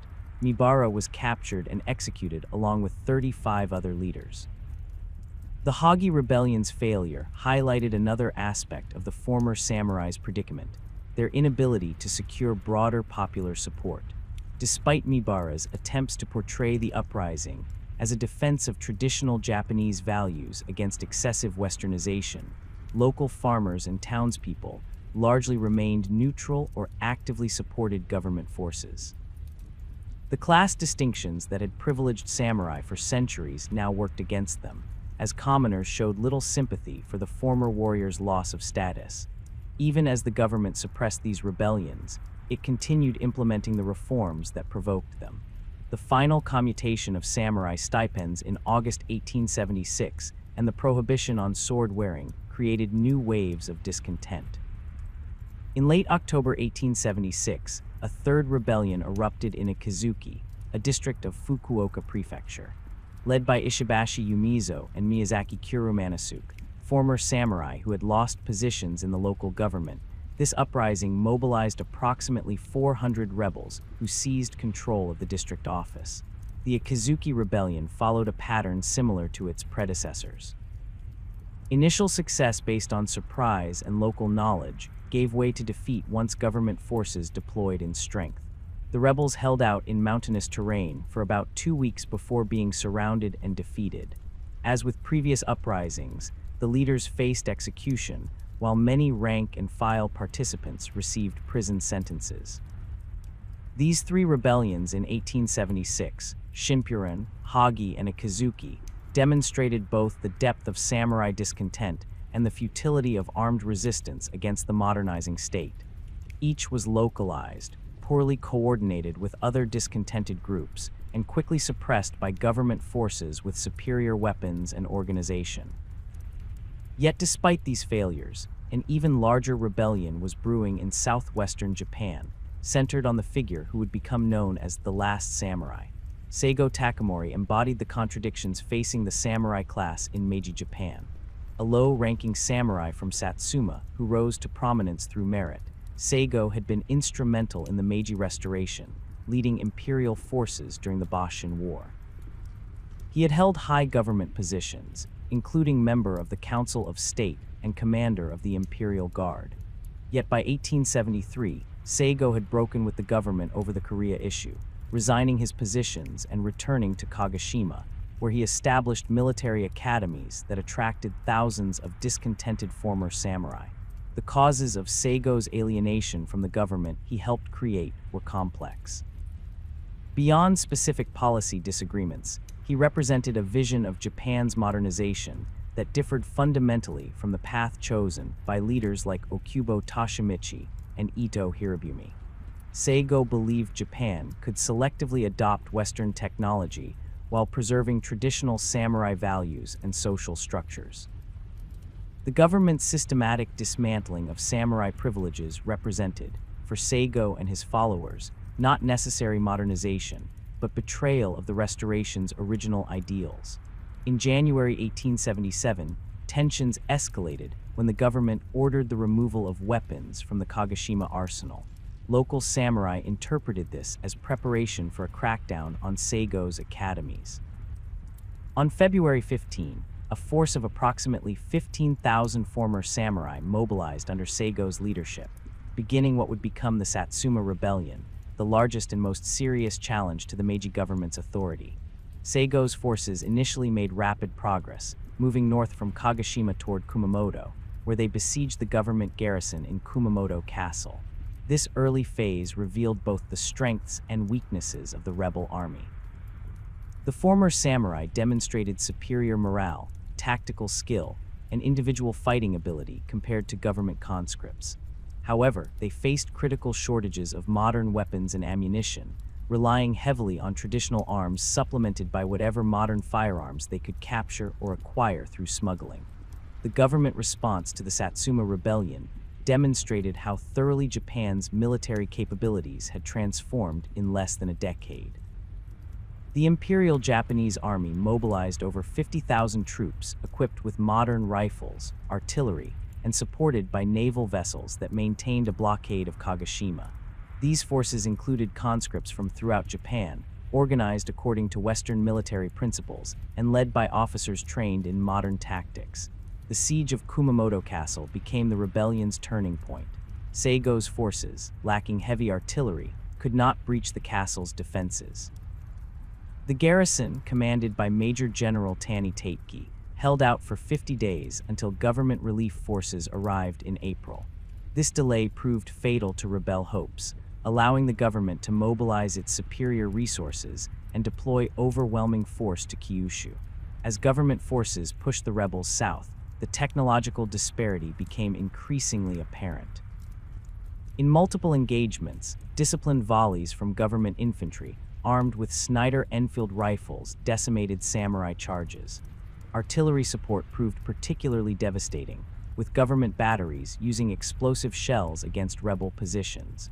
The traditional samurai emphasis on individual combat prowess and spiritual strength proved inadequate against the industrial warfare of the late 19th century.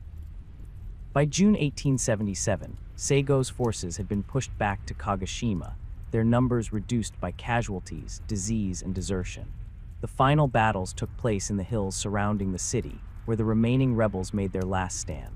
On September 24, 1877, Seigo was wounded in combat at Shirayama. Rather than face capture, he committed ritual suicide with the assistance of a follower, maintaining samurai honor in his final moments. The remaining rebels were quickly defeated, ending the last and greatest samurai rebellion. The human cost of the Satsuma Rebellion was substantial. Government forces suffered approximately 6,000 dead and 10,000 wounded. Rebel casualties were even higher, with about 7,000 killed and thousands more wounded or captured. The financial cost to the government exceeded 42 million yen, straining the national budget and forcing the issuance of paper currency that contributed to inflation in subsequent years. Beyond these immediate impacts, the rebellion's suppression marked the definitive end of the samurai as a military force in Japanese society. The government's victory demonstrated conclusively that modern conscript armies could defeat traditional warrior forces, regardless of the latter's spiritual commitment or martial traditions.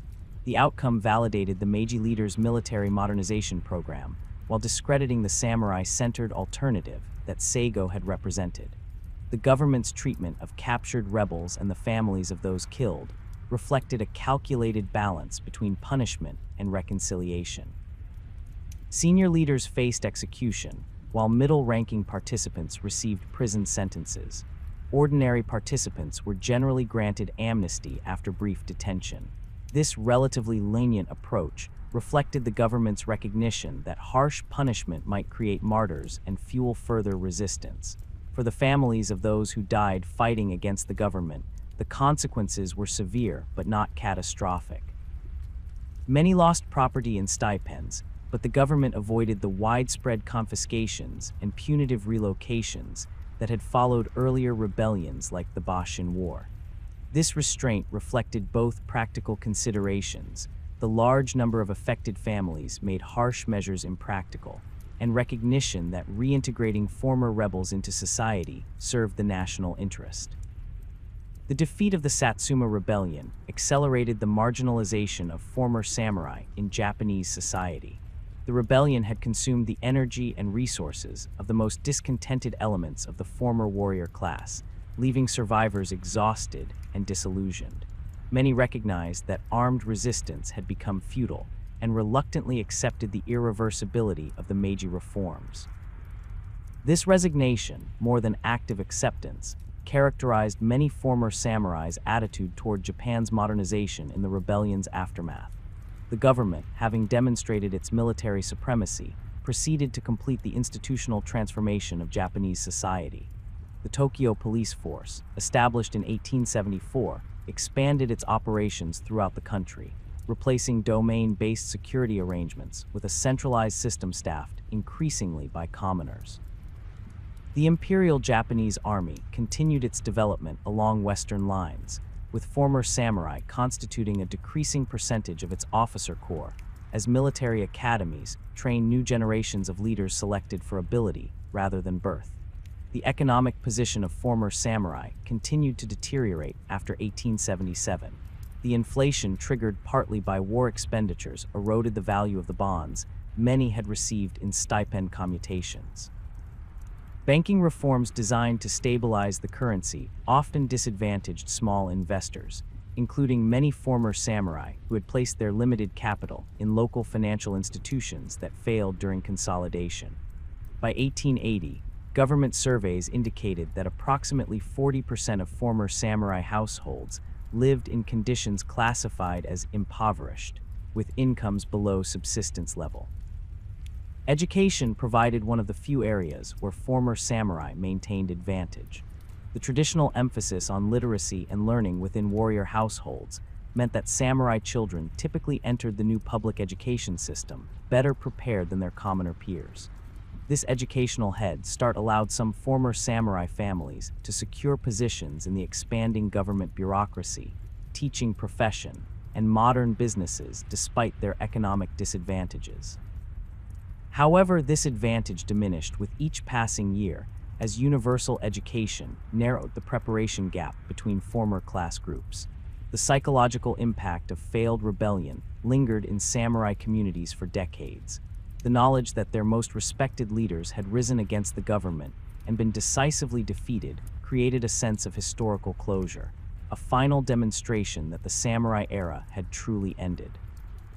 Former warriors who had hoped the Satsuma Rebellion might restore some elements of traditional status now faced the reality that Japan's modernization would proceed without special accommodation for their class interests.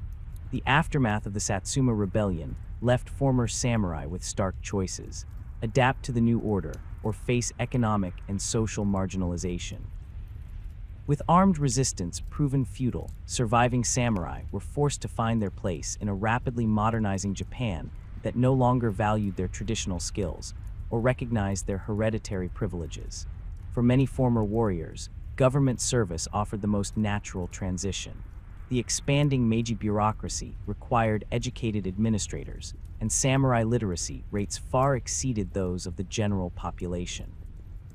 By 1880, approximately 30% of civil service positions were filled by former samurai, particularly in the Home Ministry, Finance Ministry, and Diplomatic Corps.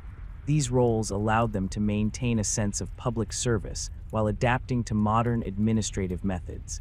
Yamagata Aritomo exemplified this successful adaptation. Born to a lower-ranking samurai family in Choshu, Yamagata rose to become army minister, prime minister, and the principal architect of Japan's modern military system. His career demonstrated how ambitious former samurai could thrive by applying traditional values of discipline and loyalty within modern institutional frameworks. Similarly, Ito Hirobumi, another Choshu samurai of modest origins, became Japan's first prime minister in 1885, shaping the constitutional structure of modern Japan. However, these high-profile success stories obscured the struggles of ordinary samurai families. Government positions remained limited, and competition intensified as education spread among commoners. By the late 1880s, examinations for civil service positions had become increasingly meritocratic, eroding the advantage that samurai background once provided. Many former warriors found themselves competing unsuccessfully against talented commoners who approached modern subjects without the cultural baggage of samurai education. The educational sector provided another avenue for former samurai. The establishment of Japan's modern school system created demand for teachers at all levels. Former warriors, with their emphasis on learning and moral instruction, often found teaching compatible with their self-image. By 1885, government surveys indicated that approximately 40% of elementary and middle school teachers came from samurai backgrounds. These educators played a crucial role in transmitting selected samurai values, discipline, respect for authority, and national loyalty to the general population through the new education system. Nitobe Inazo represented this educational path. Born to a samurai family in Morioka, Nitobe studied agricultural economics before becoming an educator and author. His book, Bushido, The Soul of Japan, published in 1900, reinterpreted samurai ethics for modern audiences, presenting traditional warrior values as the moral foundation of Japanese national character. This work, initially written in English for Western readers, later became popular in Japan, offering former samurai a framework for understanding their heritage as a spiritual rather than social legacy. Entrepreneurship offered a third path, though one fraught with particular challenges for former warriors.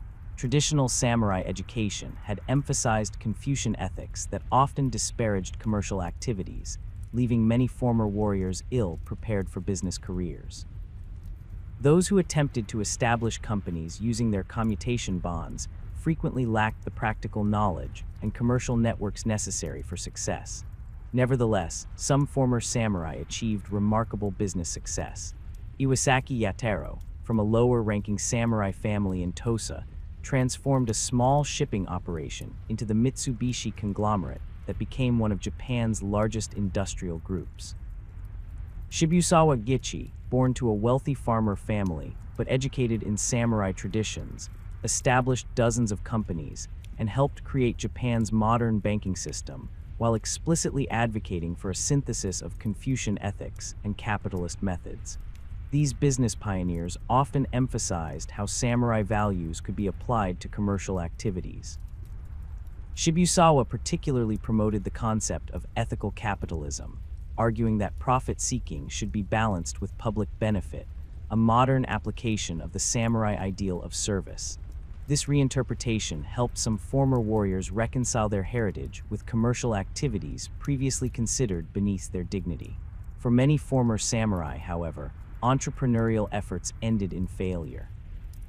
Government records from 1880 to 1890 documented thousands of small businesses established by former warriors using commutation bonds, paper manufacturing operations, silk reeling ventures, retail shops, and small trading companies.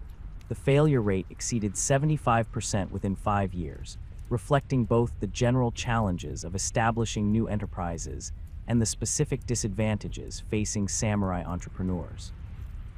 Nakamura Jihei, a former middle-ranking samurai from Fukui, exemplified these struggles. Using his commutation bonds, Nakamura established a Western-style printing business in 1878. Despite his education and determination, the venture collapsed within 3 years due to competition from established firms, technical difficulties with imported equipment, and Nakamura's reluctance to engage in the aggressive marketing necessary for commercial success. His experience, initial optimism followed by financial failure and return to precarious employment, typified the entrepreneurial trajectory of many former warriors. Regional variations significantly affected former samurai outcomes. Those from domains that had supported the Meiji Restoration, particularly Satsuma, Choshu, Tosa, and Hizen, generally fared better than warriors from regions that had opposed the new government. The victor domains maintained informal networks that provided their former samurai with information about opportunities, recommendations for positions, and business connections. These advantages created a hierarchy among former warriors that often mattered more than traditional rank distinctions. Former samurai from Aizu, Kuwana, and other domains that had fought against imperial forces faced particularly severe challenges. Beyond the immediate post-war confiscations and relocations, they encountered continuing discrimination in government employment, military advancement, and business relationships. This disadvantage persisted well into the 1890s, creating multi-generational impacts on family fortunes. The experience of Aizu samurai proved especially harsh. Relocated to the inhospitable Tanami region after their defeat, they struggled with poor agricultural conditions and limited economic opportunities. Many families saw their living standards decline dramatically, with former middle-ranking samurai reduced to subsistence farming or manual labor. By 1890, government surveys indicated that approximately 60% of former Aizu samurai households lived in conditions classified as impoverished, compared to 40% of former samurai nationally. Age significantly influenced adaptation capacity. Younger samurai who had received some exposure to Western knowledge during the Bakumatsu period generally adapted more successfully than older warriors whose education and identity had been formed entirely within traditional frameworks. Those under 30 when the Meiji Restoration occurred had decades to rebuild careers in the new system, while older samurai often found themselves functionally obsolete, with skills and values that no longer matched societal needs. The generational divide created tensions within samurai families. Older men who had dedicated their lives to traditional martial and literary arts often struggled to accept their sons' pursuit of Western education, technical training, or commercial careers. These intergenerational conflicts played out in thousands of former warrior households, with younger members typically prevailing as economic necessities overcame traditional status concerns. Former samurai women faced distinct challenges in the transitional period. Traditionally educated to manage samurai households, support warrior husbands, and raise children according to class standards, they now confronted economic pressures that often required income-generating activities. Many engaged in piecework sewing, textile production, or food preparation, activities that could be conducted at home without openly violating status expectations. The establishment of women's educational institutions created opportunities for some former samurai daughters. Girls from warrior backgrounds disproportionately filled the first women's normal schools and nursing programs, drawing on their relatively advanced education compared to commoner women. These educational paths led to teaching and medical careers that maintained certain status elements while providing economic support for struggling families. The Meiji period also witnessed attempts to transform samurai cultural values into national ideology. The government systematically incorporated selected warrior traditions into new national institutions, while discarding elements incompatible with modernization. The imperial rescript on education embedded Confucian ethics previously associated with samurai education into the national school curriculum. Military training incorporated modified Bushido concepts, presenting them as traditional Japanese values rather than class-specific ideals. This nationalization of samurai values created a paradoxical situation. Former warriors saw their cultural traditions elevated to national principles, even as their actual social and economic position deteriorated. The government promoted loyalty, self-discipline, and sacrifice, core samurai values, while simultaneously dismantling the class structures that had nurtured these qualities. This allowed the state to appropriate useful elements of warrior tradition while eliminating the privileged class that might claim special authority based on those traditions. By the 1890s, a romanticized nostalgia for samurai culture began emerging in Japanese society. Popular literature featured idealized warrior protagonists, often portraying the pre-Meiji era as a time of clear moral values and authentic Japanese spirit. These works rarely acknowledged the economic hardships or status contradictions that had characterized actual samurai life in the late Tokugawa period, instead presenting a sanitized version of warrior tradition that emphasized honor, loyalty, and martial prowess. This nostalgic turn provided some psychological comfort to former samurai, validating their heritage as culturally significant even as their actual social position continued to decline. However, it also created a disconnect between cultural memory and historical reality, establishing patterns of selective remembrance that would influence Japan's national self-conception into the 20th century. The 1894-1895 Sino-Japanese War marked a significant milestone for former samurai. Japan's decisive victory demonstrated that the nation had successfully modernized its military capabilities, validating the painful transitions of the previous decades. Former warriors whose traditional skills had been rendered obsolete could now take pride in Japan's emergence as a modern military power, even if they personally had been marginalized in the process. The war created economic opportunities through military expansion, government contracts, and increased industrial production. Some former samurai benefited from these developments, particularly those who had secured positions in government, military leadership, or zaibatsu corporations. However, these benefits were unevenly distributed, primarily advantaging those who had already successfully adapted to the new system, rather than lifting the broader mass of struggling former warriors. By the turn of the century, approximately 25 years after the formal abolition of the samurai class, the economic and social position of former warrior families had largely stabilized, though at widely varying levels. A minority had successfully translated their educational advantages and cultural capital into prominent positions in government, business, education, and the military. A larger segment had achieved middle-class stability through professional careers, small businesses, or land management. However, a substantial portion remained economically marginal, their former status visible only in family names, education priorities, and cultural practices rather than material circumstances. The final irony for many former samurai was witnessing the international admiration for warrior traditions that had been dismantled domestically. As Japan emerged as a global power following victories in the Sino-Japanese and Russo-Japanese wars, Western observers became fascinated with Bushido and samurai heritage. Foreign writers often romanticized the warrior class, presenting it as the source of Japan's national strength and rapid modernization.